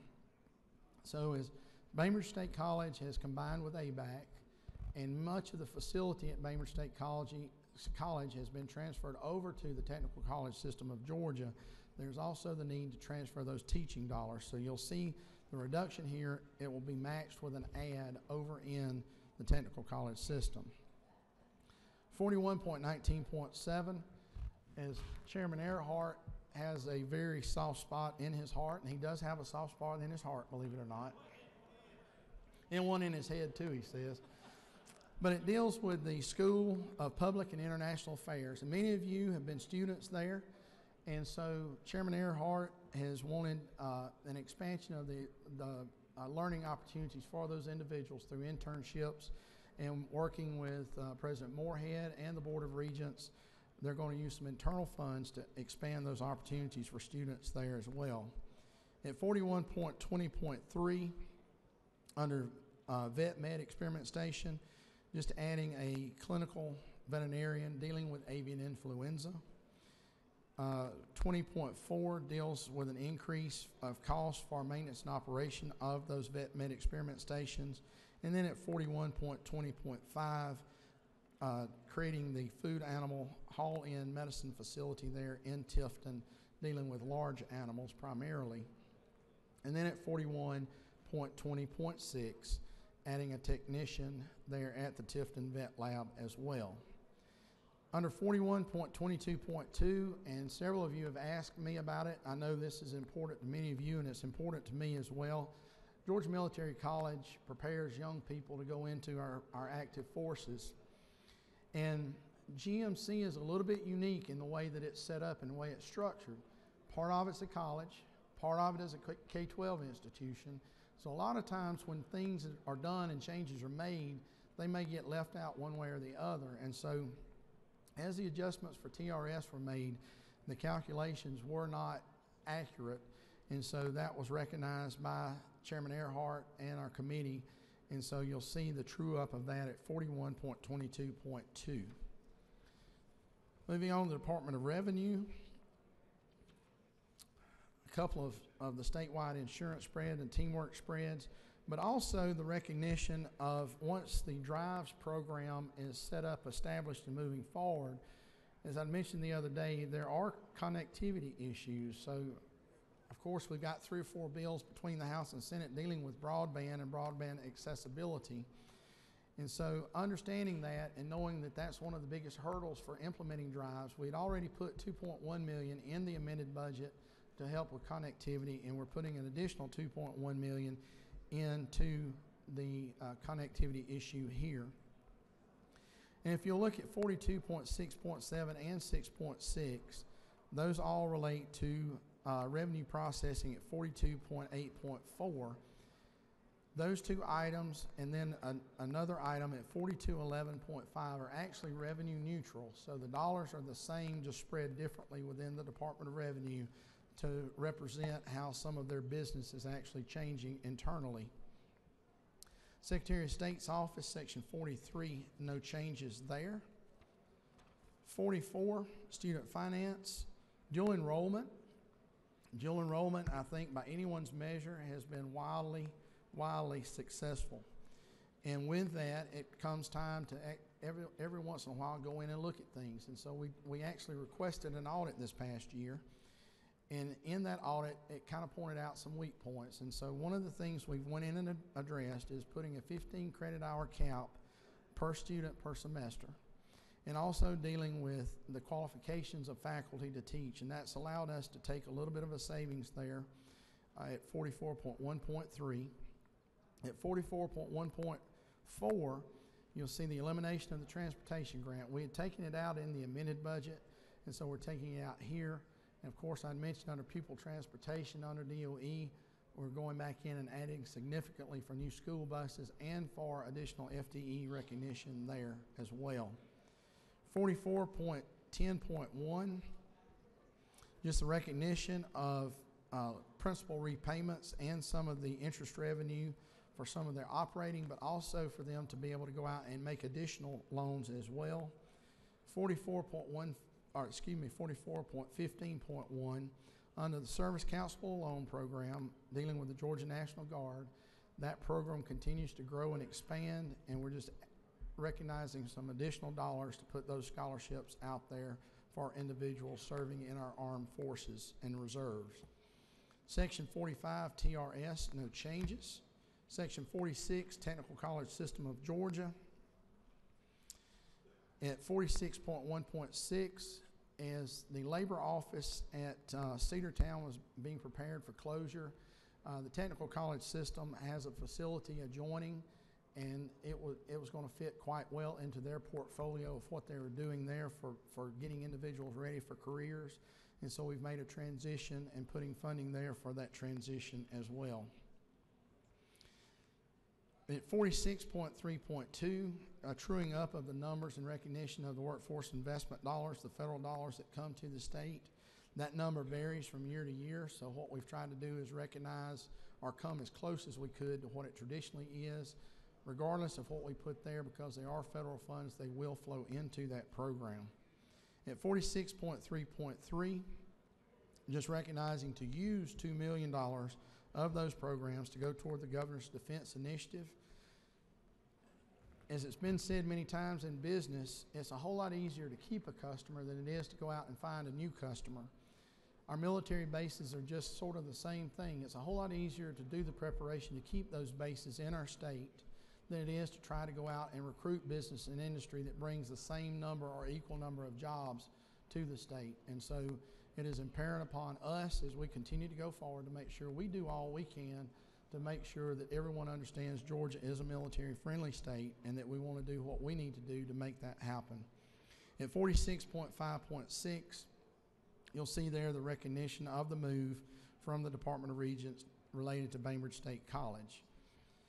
Under Section 47, one language addition there, dealing with the Dawson County Airport, and there is some community angst up there related to that airport, and what we're doing is just simply saying that we as a state don't want to be involved in something that creates more hard feelings, and so we're just saying for now not to use any existing airport aid funds for that particular airport. Section 48, Veteran Services. Again, just recognizing the Board of Regents insurance issue there. State Board of Workmen's Comp, no changes there. And of course, the next portion is the portion that every one of y'all went to just as soon as the document was available, so you can probably tell me more about the bond section than I can tell you. I will make a couple of comments there, though.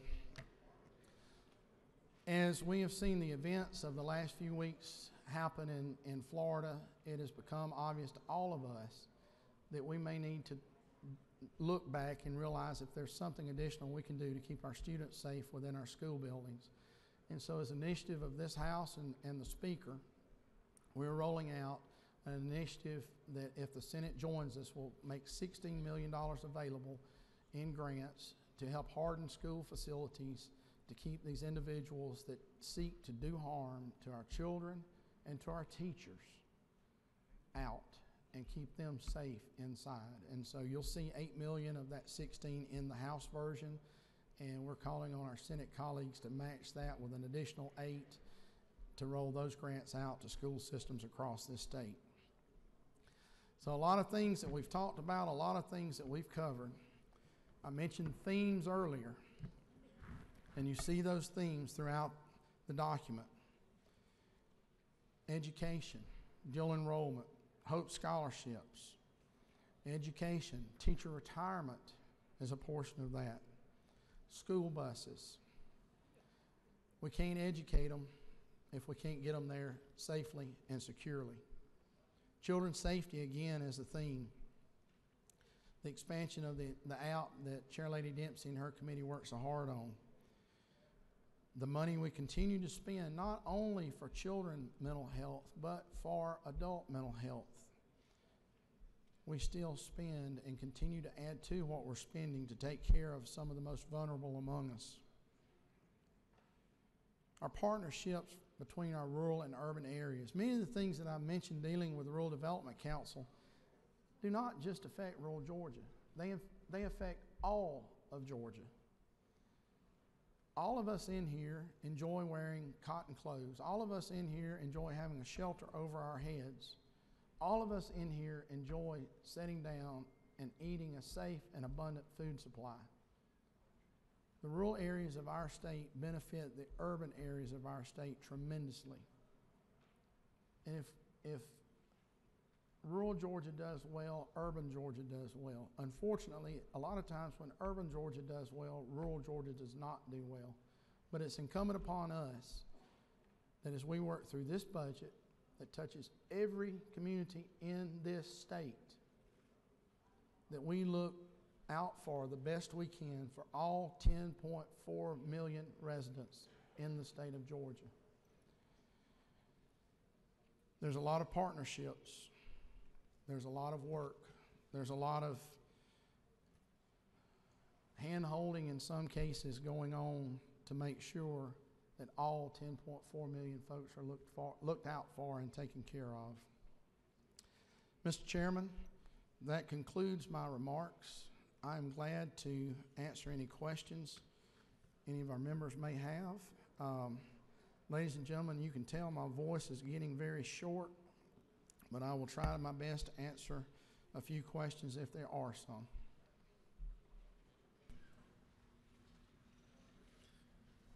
Outstanding job, Mr. Chairman. I knew you were struggling with the voice, but we appreciate everything. And you do have a couple of questions. The chair at this time would recognize the gentleman from 36th, Chairman Earhart. The gentleman yield. Absolutely. Mr. Chairman, isn't it true that I have on my desk an amendment from our colleagues across the aisle? Yes, sir. And it's a cut amendment, is that not true? Yes, sir. And isn't it true it proposes to cut $139,386,524 from the most vulnerable population in the state, the Indigent Care Trust Fund at our public hospitals? Yes, sir, and there's a gentleman coming after me to address that, and I do have his word that that amendment is being withdrawn. Well, that is a good thing, but isn't it true that it was still put on our desk? And he and I have had a conversation this morning. He's very understanding that something along the lines of what was looking at to be done there has a lot of pieces, a lot of tentacles that goes into a lot of other areas, and he is understanding of that, and I'm appreciative of his commitment to me. Isn't it true that I'm glad you can bring some other understanding and redemption to the other side? Thank you, Mr. Chair. I'll remain silent on that part. Chair recognizes the lady from the 55th, Representative Metz. Yeah. You said the 55th? To your right.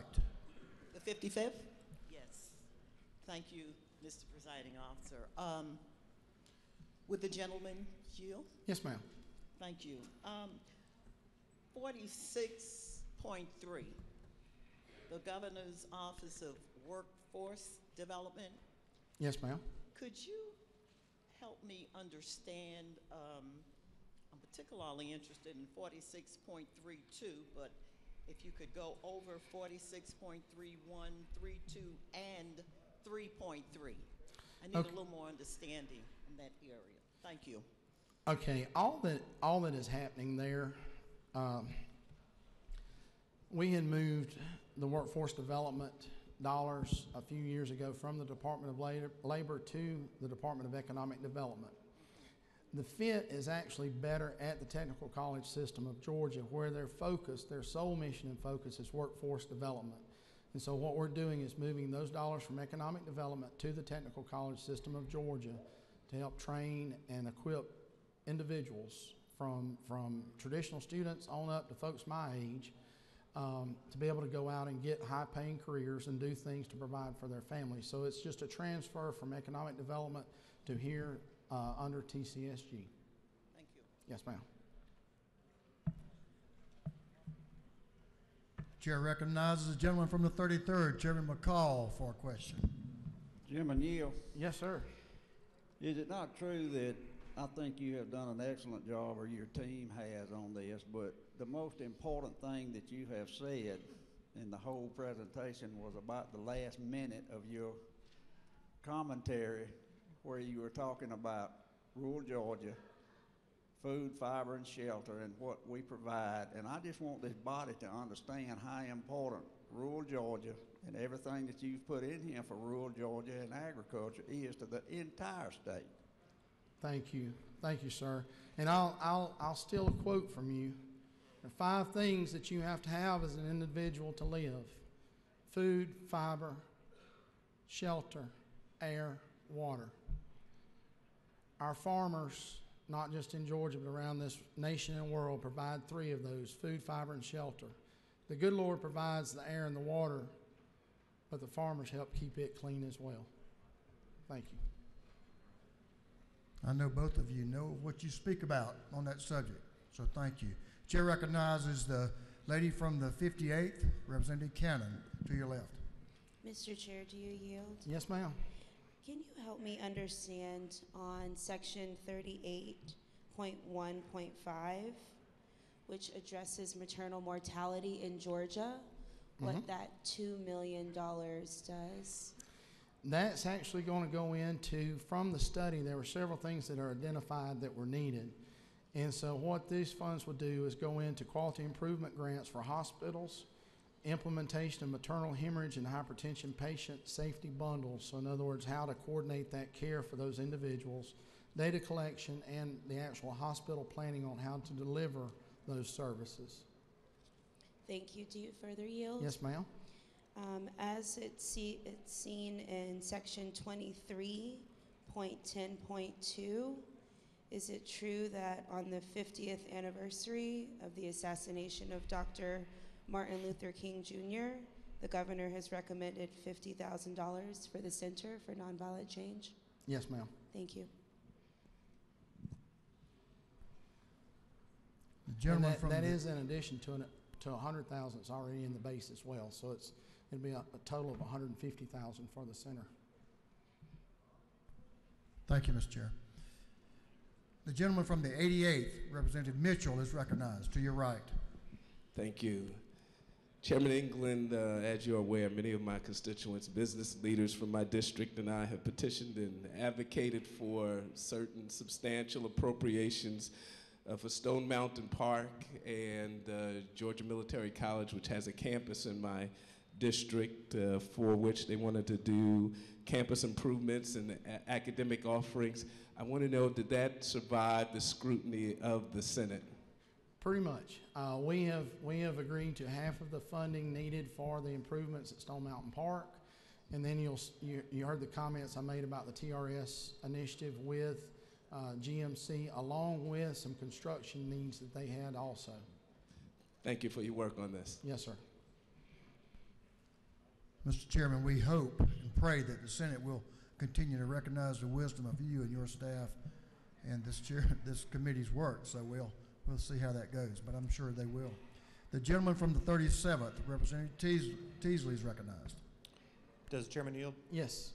I just wanted to point out in 28.14, I want to say thank you to your team on taking the per diem from $250 to $375 for foster care families.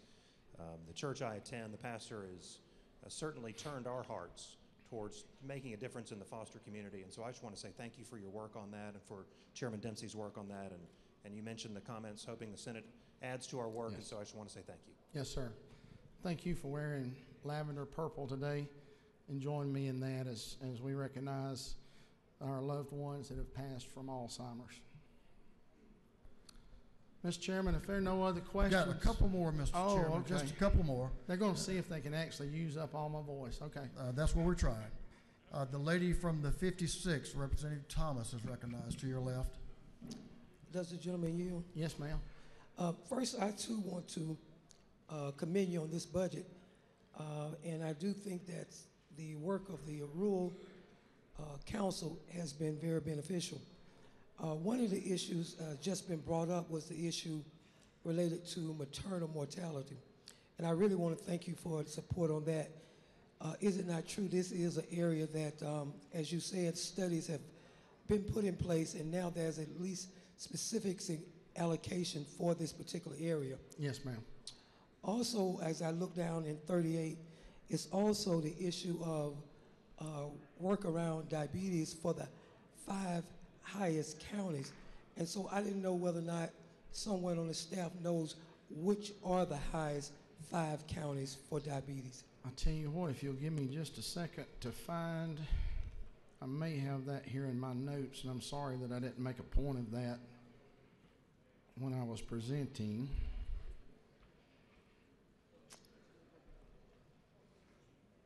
I do not have that, but we can get, one of our staff folks will get with you, though, and let you know where they are.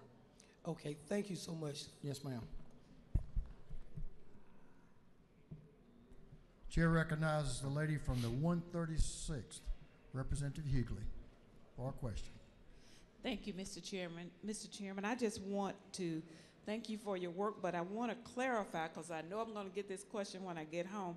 Clarify for me what you said about the 13 checks in lieu of COLAs. I knew where you were going with that. All right. No, in the last 2 years, in recognition of understanding that the benefit for our employee retirement system recipients, that their purchasing power has, of course, less today than what it was 10 years ago. And in recognizing that a couple of years ago, we began the 13th check. So that is actually capped at a $30,000 benefit level. So an individual would get a maximum check of $900 in that 13th payment. And it's just a recognition that there's not a COLA, but it is at least a little bit of help, because medicine is more expensive, food is more expensive, and gas is more expensive, and we certainly understand that. Mr. Chairman, just a couple more, and we're going to move on. We might better take this one. It may have something to do with painting the river green or something down in Savannah. But we'll see what it is, Mr. Chairman, if you're willing to take that on. Well, from District 166, Representative Petrie. Thank you, Mr. Chairman. Mr. Chairman, thank you. I just want to thank you for recognizing the needs that were requested by this coastal delegation for cleanup of derelict vessels and debris throughout the rivers of this coast. Thank you for recognizing some startup funds for that. And then I also want to tell you this. I appreciate all the work you've done, but I want to tell you as well, to all of the staff that sit before you, in my professional life, I do a great deal of budgeting, and I'm going to tell you, we should all be proud of this phenomenal staff here in this House. Absolutely. Thank you for all your work and their work as well. Thank you, sir. Thank you. Mr. Chairman, to your left, my friend, Representative from the 65th, Representative Beasley Teague, has a question. I think she wants to go home. Close. Will the gentleman yield? Yes, ma'am. The piece on sickle cell and for the oncology department areas. I want to say thank you because my second husband died from sickle cell, and my brother just died last year from cancer. So anything that we can do, I really would appreciate it. Yes, ma'am. Thank you. Bless you. Thank you. Thank you for your kind words. Mr. Chairman, a couple more. I know your voice is still holding. You created this. I mean, the lady from the you're 86th, Representative Henson, to your left. Thank you. Will the gentleman yield? Yes, ma'am. And thank you for the good work that you've done on this budget. I appreciate it. I would just want to follow up on Representative Ugley's comment. What will it take to put the folks that are in the ERS, the employees of Georgia, the former employees, on a COLA raise, which would, over the years, would represent more money into their pocket than that 13th check that we keep throwing at them? Well, it is fairly complicated. There's no one single easy answer. Their fund right now is somewhere in the 71-72% funded range. Their board has actually set parameters as to what levels they'll start recognizing doing COLAs, and their first recognition comes at an 80% funded range. For us to actually put the funds into, I believe, if I'm remembering correctly, 1% COLA equates to about $40 million for the first year, and then that $40 million goes from that point on. You have to put in an additional $40 million every year for the 20 some odd years as it trails out, I think 27 years. So 2% would be 80, 3% would be 120 million every year for 27 years. So it's a pretty substantial lift. As a follow-up, and I do appreciate what you're saying, but I also think about these employees that for the 10, 20, or 30 years that they worked for the state of Georgia, most of them took a lower salary than they could have gotten in the private sector, anticipating that after that they would have a good pension. And they don't. And if we want to keep attracting the best to the state of Georgia, to work for the state of Georgia, I think we really need to seriously consider finding a way to fund the COLA retirement or the COLAs for the employees of Georgia. Thank you. Mr. Chairman, I'm getting right there to the end, but I have a question now from the lady from the 24th, Representative Gilligan, to your right. Thank you, sir. Does the gentleman yield? Yes, ma'am. Thank you very much. This is awesome, but I was so confused because the teacher retirement system, of course, is broken out in so many different areas. And on line 41.22.2, I'll give you a moment to get there. 41.22.2. I see where the governor, are you there, sir? It's Yes. on page 75. Mm-hmm. I see where the governor's recommendation was 228, and then we did 953 million. So I was just curious, is that an increase in the number of staff, or is this from pulling it from another area? No, Do you know? that was what I was mentioning about Georgia Military College, about not all of their employees were caught in the governor's ad, that 220, sorry, I'm taking my glass, 228,000 did not catch all of their employees. And so it came after that was locked and loaded that there were some that were missed. And so we've gone in and fixed that. Thank you. I guess I did not hear That's that, but fine. thank you very much. Yes, ma'am. Chair recognizes the lady from the 94th, Representative Bennett, to your left. Thank you, Mr. Chairman. Thank you for the great work that you've done. And 38.1.8, is it not true that this House body passed House Resolution 1016 that supported continued education in diabetes? If the lady so states, I believe that to be correct. Thank you so much. Yes, ma'am. Well, Mr. Chairman, as in life, we're going to take this last question from the gentleman who's one of the last people to let some folks down. Representative Williams from District 145 will be recognized for a question. Thank you. Does the gentleman yield? Yes, sir. This won't take any more of your voice. I just want to stand and thank you for you and your committee's hard work. Thank you for the support to Georgia Military College. Yes. This is they're so important to the people of Middle Georgia, and they make such a difference in a lot of people's lives. And I thank you so very, very much for that. Yes, sir. Thank you. Thank you, sir. And Mr. Chairman, if I may, make one closing comment very quickly. Yes, sir. That you have no more questions, Mr. Chairman. Good. They about used me up. But I if do, you would suspend, I do have a comment when you finish that. Go ahead. Okay.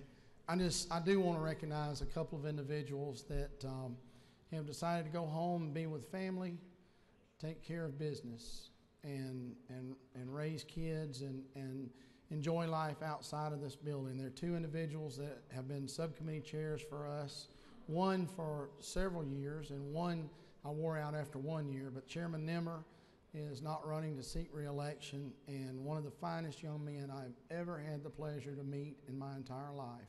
And I want to thank him for his work. But the one old grouch that everybody has and that we've had for 30 years in this house, Chairman Earhart, is a unique individual. in many different ways, but an incredibly bright and passionate gentleman. And when he disagrees with you, you never have to wonder that he disagrees with you. But when he agrees with you, he's got your back all the way to the end. And he has given outstanding service not only to this House, but to this state over the years as a member, Rules Committee Chairman, and for the last 8 or 9 years, I guess, as the Subcommittee Chair for Higher Education and Appropriations. And I just want to tell him thank you for your service to our state and to the citizens of our state. Chairman, thank you.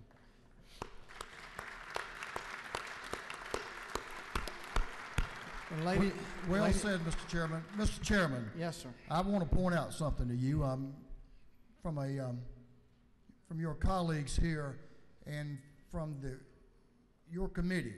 Thank you for your work on this budget. I know that you've addressed the needs of Georgians on many miles that your staff has traveled since last year. And I was quizzing you earlier as to how many hours go into the preparation of this document. Y'all, I'm sure, when you look at what the staff spends, what all the committee chairs and the chairman spend, it would be mind-boggling to know how many hours to address the needs in a reasonable, common sense manner. But I'm going to tell you what's really impressed me the most, Mr. Chairman, this morning. You get a little different view up here, but your staff has sat there spellbound, literally spellbound, y'all, by this presentation this morning. I'm sure they've not heard it before, but the attention they gave you, they were hanging on every word. It's truly impressive. I could just tell you. I think the bigger part is that they're looking at me wondering, how is he messing up what we've taught him so bad? So I don't know. Thank you, Mr. Chairman. Thanks to your staff. Amazing group of individuals and a fine-looking group, if I might add, as well. No doubt. Thank you, sir. Thank you. I yield well and ask for your favorable consideration for House Bill 684.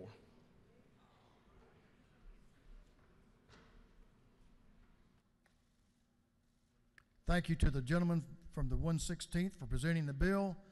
Now the chair recognizes Chairman England for a motion. Mr. Chairman, I do pass. Let me get to the script, right page on the script. I do pass House Bill 684, do pass by committee substitute. The chairman has moved that House Bill 684 do pass by committee substitute.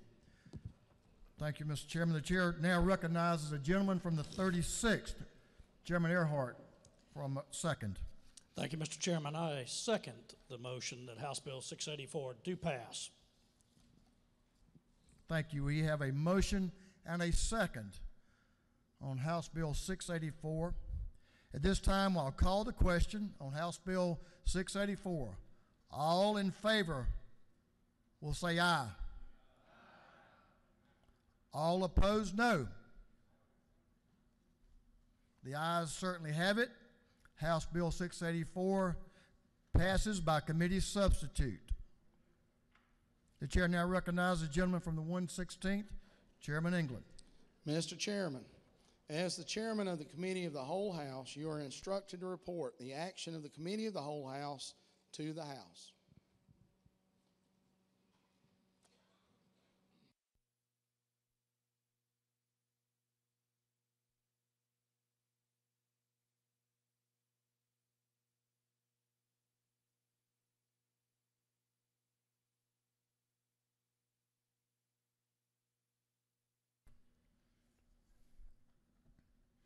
The chair recognizes the Majority Leader of the House, Leader Burns.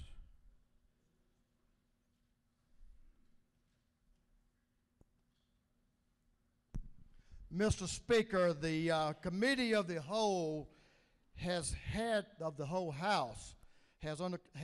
consideration House Bill 684 and has instructed me, as its chairman, to report the same back to the House with the recommendation that House Bill 684 do pass by committee substitute.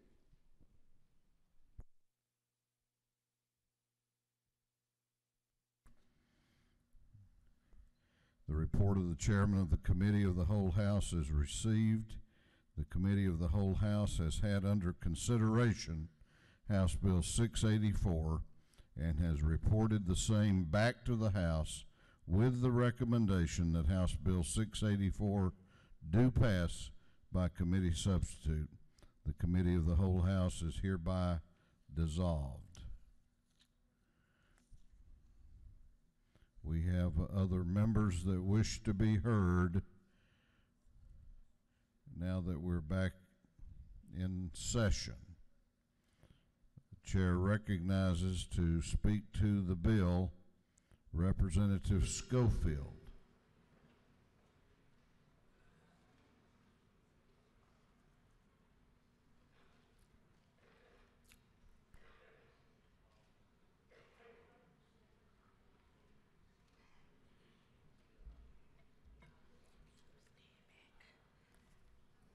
Thank you, Mr. Speaker, and to my colleagues in the House.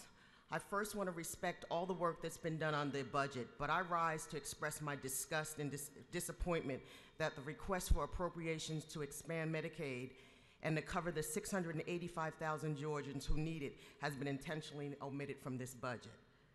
With no disrespect, out of Chairman English's mouth said, "Where your heart is, your treasure will follow." It's clear that this budget reflects the state's priorities, and it's not obviously the health of Georgians who need Medicaid expansion. I and the constituents I serve are not happy that expanding Medicaid is not in this budget. People without health care coverage continue to be punished for using the emergency room for routine care because Georgia has left us no choice. People without health care coverage continue to be punished for self-medicating to relieve the pain because Georgia has left us no choice. Sick people or those with limited or no access to health care coverage will die in rural communities and across the state because Georgia has made its choice not to close the gap. So I'm disappointed that this budget sends a clear message about the value of our most vulnerable population. I stand here seeing that we have $7.5 million for the construction of a pedestrian mall at the Georgia World Congress Center, and yet we can't expand Medicaid. You know, Georgia could have done better. After all, we say we're a great state to work, live, play, but please don't get sick.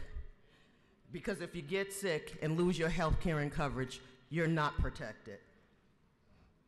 I was a person who worked, contributed to the state, paid my taxes, educated my daughter, and got sick. I've lived periods of time without health insurance. So I stand before this body knowing what it feels like to be afraid, to be anxious, because you don't know about your today or your tomorrow. Deciding not to expand Medicaid when it's the right thing to do is just wrong. We needed to step up, and we needed to do that now. We've been down this trek many times before, and we've got to prove over and over our value to have health care as a human right. So ladies and gentlemen, I hope your family, your mom, your dad, your friends, your neighbors, your constituents never find themselves without health insurance and health care coverage. Lastly, I just want to be clear that when you said these 5 elements that we need to have a healthy life, or to have a life, the one thing you admitted was the most important thing. Without health, you don't have any of those 5 things. Thank you, and I yield the well. Lady has yielded the well. The chair recognizes Representative Derek Jackson to speak to the bill.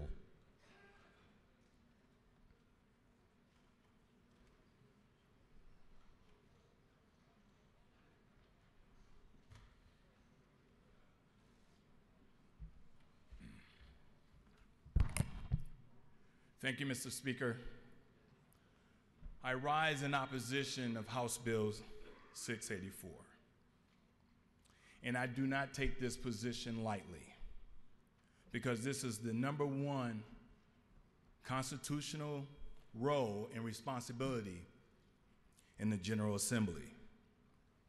The $26 billion state budget proposed for 2019 fiscal year lays out Georgia's spending plan and priorities. But what about Georgians' values? It represents a $1 billion increase in total spending over the 2018 budget, which we all approved, myself as well, last year. The 2019 budget is based on a very lean estimate, a growth rate of approximately 3.7%. Now, why is this important? See, before and after the Great Recession that started in 2007, Georgia experienced higher rates of revenue growth, specifically 8.4% from 2004 to 2007, and 6.3% from 2011 and 2017. But during the Great Recession, we all had to implement some austerity measures, and for obvious reasons, to protect our AAA bond rating, to make sure Georgia continued to remain whole. As a matter of fact, all Georgians and business leaders took the same and implemented self-preservation actions as well. That's good fiscal stewardship. In hindsight, we all did the right thing. But back in January of this year, I conducted 2 town hall meetings in my district.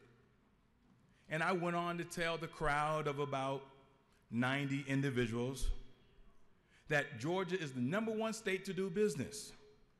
We're the #1 state for filming. We also improve our rainy day fund. And I said all the other things that the Georgia Department of Economic Development shared with us all, told them about our tourism. I just went down the list. Then I got to the Q&A. And then a young lady, 29-year-old teacher, and she asked me, Representative Jackson, when do we, the people, become #1? So I asked her, please explain. She said, well, last year, the General Assembly gave us a 2.2% pay raise. But based on what we are hearing, there's no pay raise for school teachers. So I did my due diligence and combed through the budget myself. And she is correct. And then a gentleman, elderly gentleman, probably in his 50s. Hey, I'm in that club.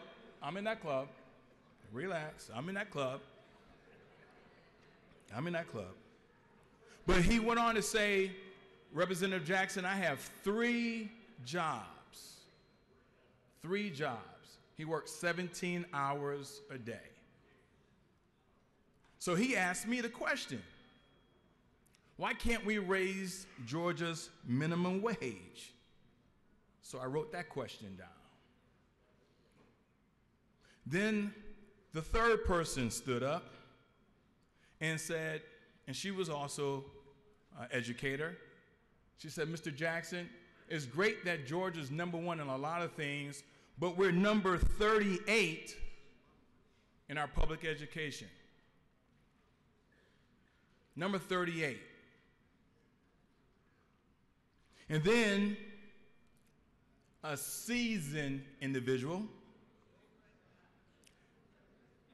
that just finished her last chemo treatment, and she said, Mr. Jackson, I thank God for being alive because I have a great health care. But we're ranked number 44.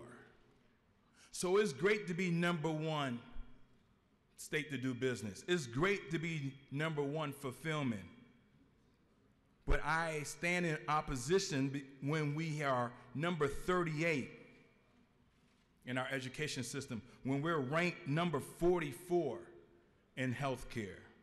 So let's cover those gaps that's in the budget so we're #1 in every aspect when it comes down to our Georgians. Mr. Speaker, I yield the well.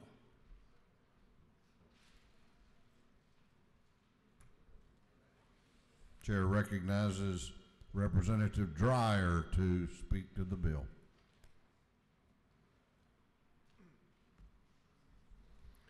Thank you, Mr. Speaker. Mr. Speaker, I also have 2 motions to make amendments on the desk, if I could speak to those as well. I first want to say thank you to the Speaker for the respect shown to me as a member of this body. Thank you to Chairman England. Thank you to the Budget Office staff for helping me so much work through this and look at these amendments. I appreciate all the courtesy that you've shown to me as a freshman member of this body. And this process is a little confusing. There was an earlier question that seemed to show a little confusion. And so I am just a freshman member, but I'll be happy to provide a little education on exactly how this works. The first thing we have to do to transfer money in the budget is, and I wish it could be done in one fell swoop, is we have to remove money from one area and then put it into another area. So though I'm very concerned about the most vulnerable, indigent care funding, this amendment attempts to take money designated to indigent care funding and put it into Medicaid expansion, which will allow us to draw down an extra $1 billion in federal funds every year for indigent care. So I know there was confusion on that process, and there's nothing to be ashamed or embarrassed by because it's a confusing process. But this is something we have to get right. The Indigent Care Trust Fund is OCGA 318154, and it specifically authorizes us to use all the money that flows to that to support rural health care for indigent patients. There's even a better way to do it, though, the provider fee. There's over $300 million annually in provider fee, and we need to find $136 million to expand Medicaid. That's 0.5% of our total budget. 1/2 of 1% of our total budget, $136 million, would draw down $1 billion federal dollars every single year and bridge the Medicaid gap. It would insure over 600,000 people, including 32,000 veterans. You may still have it on your desk, but there is a PowerPoint presentation. We've already lost 6 rural hospitals. There's 5 more that are in danger of going. Cook Medical Center, Irwin County Hospital, Candler County Hospital, Emmanuel Medical Center, Stevens Hospital. This money for bridging the Medicare gap could save those hospitals.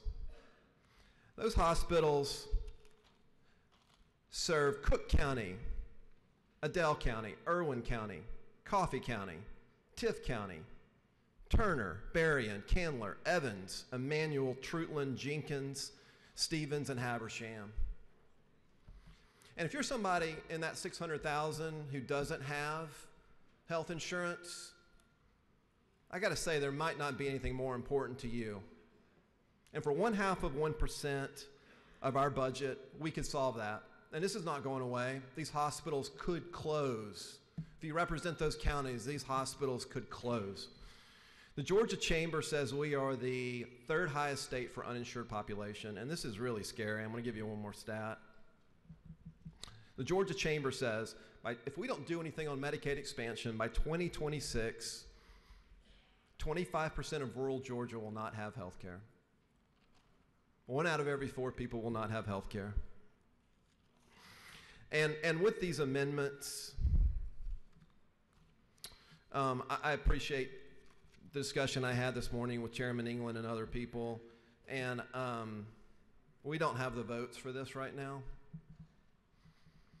But I want everyone in here to know that there's going to be a time, and I hope it's next year, that we can push a green button and expand health care for 600,000 people.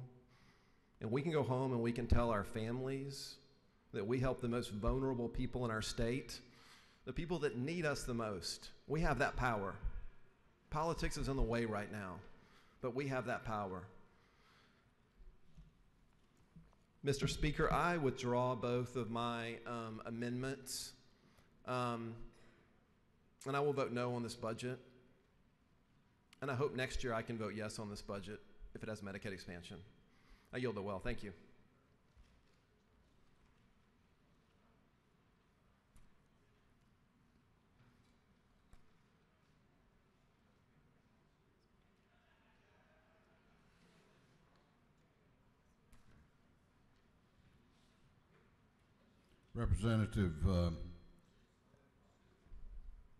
Representative Dreyer, when we have completed the speakers, I will recognize you to make that motion from your desk. Chair recognizes to speak to the bill Representative Lopez.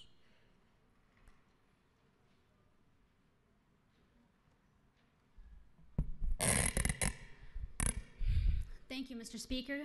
Good afternoon again, colleagues. I do want to thank, first and foremost, Chairman England and all those involved in this difficult task. This, in fact, can be considered a good budget. I consider it a good budget. However, I must still rise today and give a summary of why I am voting no on this budget. I have to discuss, in order to do that, the tax cut legislation, particularly HB 918 that was passed out of this House, that is likely to reduce our state revenues by an estimated $1.4 billion a year once it's fully phased by 2020. And these estimates are in accordance to a nonpartisan Institute on Taxation and Economic Policy. The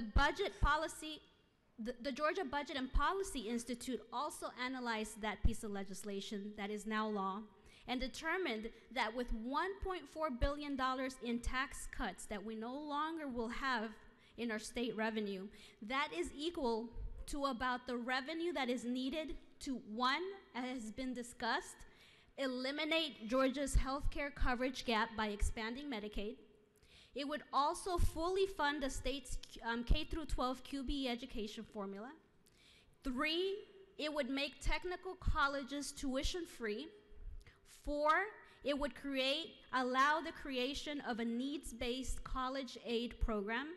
5, we could enact a state earned income tax credit. And lastly, it would provide universal child care for low-income Georgians under 5 years of age.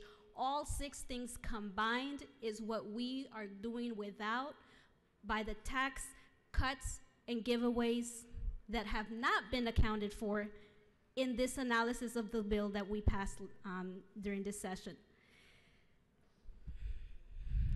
These exemptions, these tax giveaways passed both last session and this session, remember, are also primarily being given to very profitable corporations that are already doing business in our state.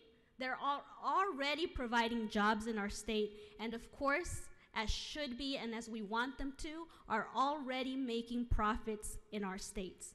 Therefore, I cannot agree to a budget that has been handcuffed in its ability to truly reflect and fund all top priorities for Georgians. I thank you for listening, and Mr. Speaker, I yield the well. Chair recognizes the Speaker Pro Tem of the House, Representative Jones, to speak to the bill. Well, thank you, Mr. Speaker, and thank you, members of the House. I would like to clarify just a few points on the budget and Georgia's commitment to the vulnerable. Georgia is a very generous state to the vulnerable and needy. Individuals, churches, businesses, nonprofits, and governments give relief to the less fortunate with their time, their donations, and their tax dollars. In addition to funding $3.2 billion this year in healthcare services through Medicaid to more than 1 in 6 Georgians, including paying for 60% of births with state funds also fund another $2 billion for services to the aged, developmentally disabled, addictive diseases, behavioral and mental health, and public health. Georgia citizens pay the equivalent in this budget of $500 each in state funding for Medicaid and other programs for the vulnerable. That equates to $2,000 per family of 4.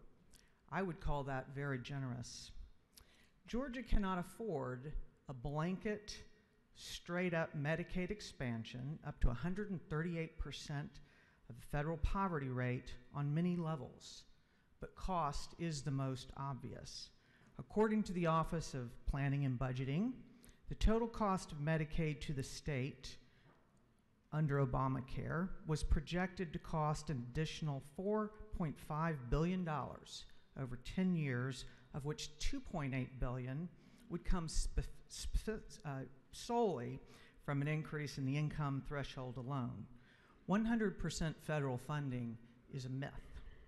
Straight up, full-bore, unnuanced Medicaid expansion would require either cuts to other areas of the budget or significant tax increases. K through 12 education, our colleges and universities, Medicaid and other services to the vulnerable and needy account for 80% of our budget. And I'd like to clarify, when you adjust for inflation and population over the last 10 years, do you know what our budget increase has been? 0. But in that time period, in fact, this year alone, Georgia will spend $2 billion in teacher retirement expenses alone. Went up well over $300 million just this year. Additionally, Medicaid in Georgia, over that time period of 0 inflation and population adjusted growth, Medicaid has increased in cost 50%, and that's without expansion, far outstripping the inflation rate or general state budget growth. I will also clarify, Congress could always reduce the federal portion of the 90% and 10% match. It is illogical and unlikely to leave the match for the expanded population at a 90-10 match when the match for the most needy, those currently enrolled in Medicaid, is 65% to 35%. In fact, President Obama several times included blended federal contribution rates in his budget proposals. Blended, by the way, is a euphemism for shifting costs to the states, which would be catastrophic for our state should our state simply expand Medicaid without a more targeted approach. Number 2, Medicaid expansion would harm the most vulnerable. Georgia Medicaid currently serves 1.9 million of our state's most vulnerable people. the aged, blind, disabled, pregnant women, new mothers, and children. Means-tested Medicaid expansion would add an estimated 650,000 new recipients, 38% more. They would primarily be able-bodied adults without dependent children and under the age of 65. I say able-bodied because the disabled population on Medicaid is not means-tested. The current Medicaid program continues to be a precarious state, not just in Georgia but elsewhere. And providers consistently argue that Georgia Medicaid pays too little to cover costs and advocate for rate increases. We have provided targeted rate increases over the last few years, particularly for those in primary care. Additionally, for many specialty and subspecialty professions, current Medicaid enrollees, the most vulnerable ones, have limited access to care, especially for pediatric care. There are thousands of individuals on waiting lists for Medicaid waiver services and dozens of counties with shortages of primary care physicians in the Medicaid network. Already, 1/3 of doctors do not take new Medicaid patients. By expanding to means-tested, able-bodied, the Medicaid population, they absolutely will crowd out some of our most vulnerable. Additionally, I digress, I will say most states have found the expenditures for Medicaid expansion far exceed what the projections were, and it has not reduced the number going to the emergency room as was originally sold. But also, and this concerns me, because married income is counted, but income from cohabiting adults is treated separately, expansion would reward low-income Georgians. It would encourage it for not marrying, including those with children between them. And I can't blame them when they're making a decision based on poor logic. Number 3, Medicaid expansion crowds out private coverage, and this has been borne out throughout the country. The most conservative estimate I've seen shows that for every 1.4 new Medicaid enrollee in expansion, only 1 would have been previously uninsured. In other words, 30% of new enrollees would drop existing insurance coverage to enroll. While these individuals would still have coverage, they will not decrease the ranks of the uninsured. Additionally, right now, those between 100% and 138% of the federal poverty rate are covered through our federal tax dollars, and if we expand just straight up blanket coverage, we will have to assume the difference between 100 and 138% in our state budget. They are currently covered now.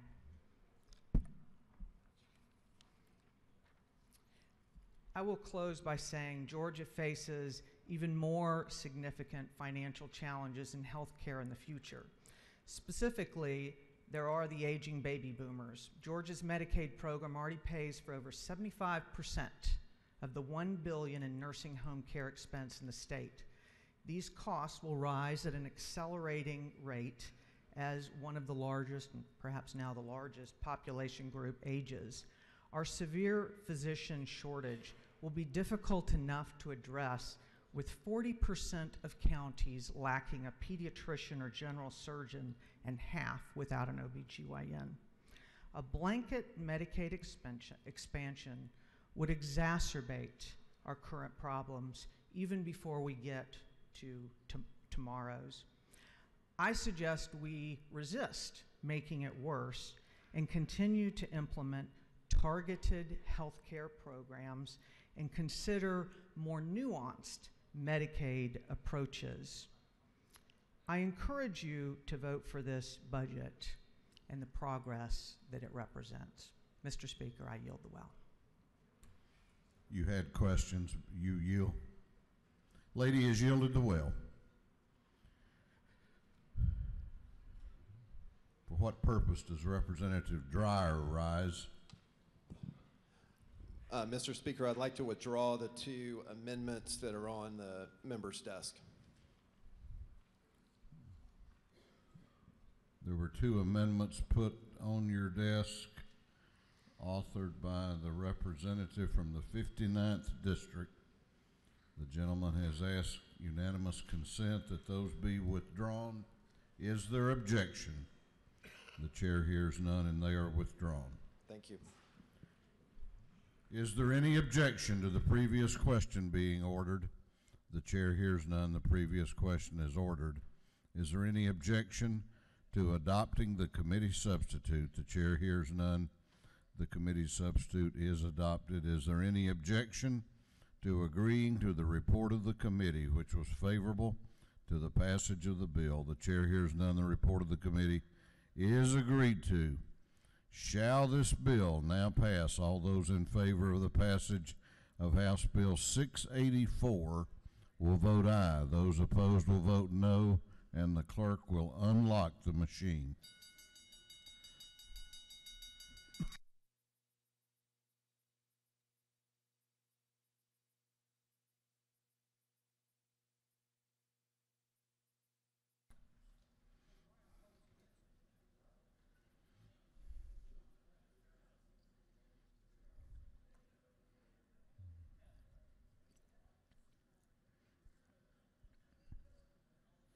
Have all members voted?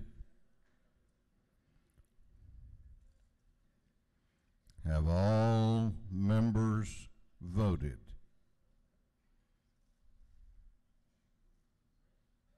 If so, the clerk will lock the machine on the passage of House Bill 684.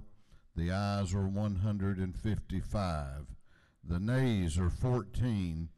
This bill, having received the requisite constitutional majority, is therefore passed. The clerk will read the caption to a group of privileged resolutions.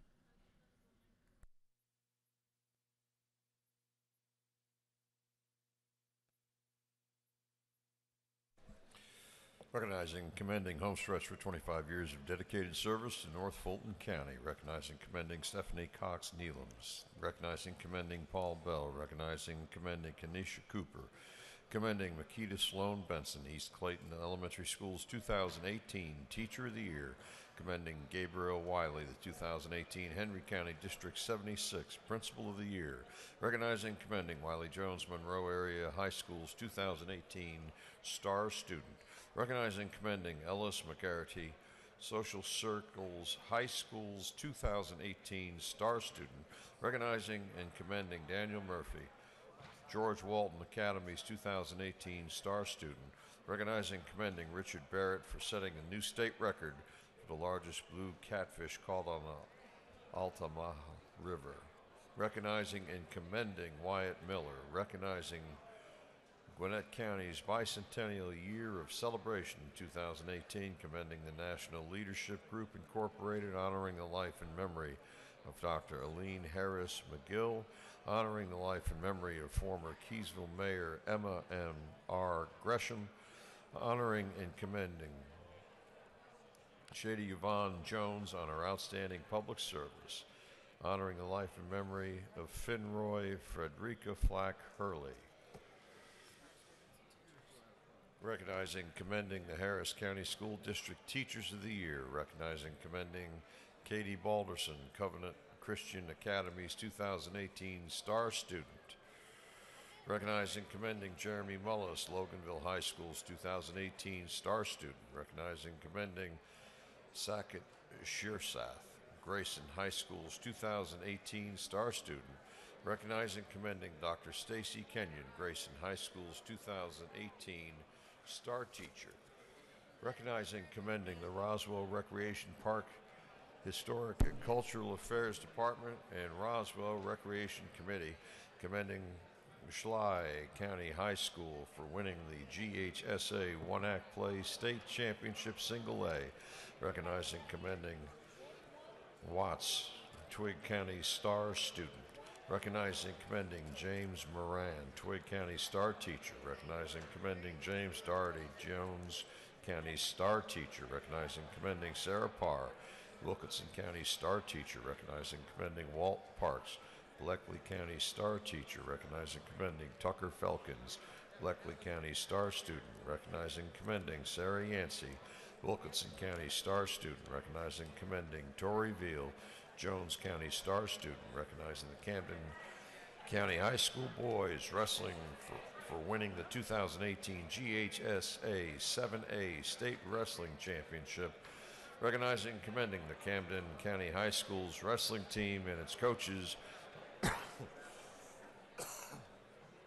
on winning the 2018 GHSA Class 7A Dual State Championship for a fourth consecutive year, commending and congratulating Mary Leah Morgan, commending Fred Korematsu, recognizing and commending Mr. Austin E. Thompson for being a pillar of his community on Caribbean American Legislative Day, recognizing and commending Mr. Wayne Hall for being a pillar of his community on Caribbean American Legislative Day, honoring the life and memory of Reverend Billy Graham, recognizing and commending Dr. Huang Brandenburg, President of the Georgia Optometric Association, recognizing and commending Maria Boynton on her outstanding service as a journalist, recognizing and commending the Atlanta Alumni Chapter of Delta Sigma Theta Sorority, Inc., and for other purposes. That completes the reading of the privileged resolutions. Is there any objection to adopting the privileged resolutions? The chair hears none, and the resolutions are adopted. Chair wants to, this House will come to order. House will come to order. Very important announcement here. Not only did we pass a budget today, but the chair of the House Insurance Committee is celebrating a birthday. Happy birthday to Chairman Richard Smith.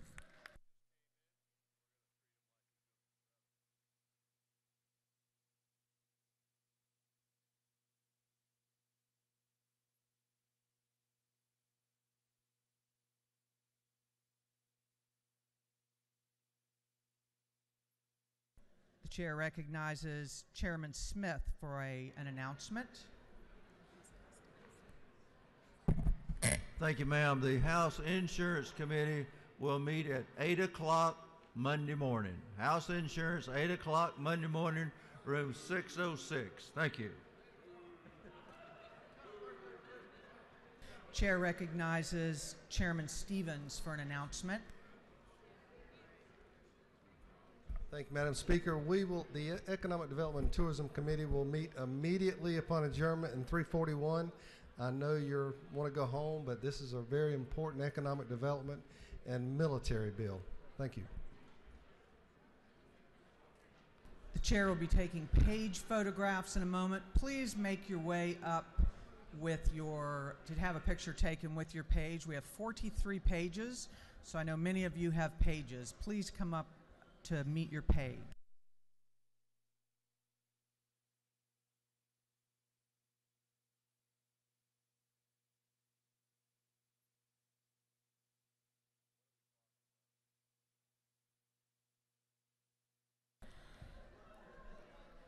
The majority leader is recognized for a motion. Thank you, Madam Speaker. Madam Speaker, I move that this House stand adjourned until 10 a.m. Monday, March 12th, 2018. On the motion of the majority leader that this House stands adjourned until 10 a.m. Monday, March 12th, all those in favor will say aye. All those opposed will say no.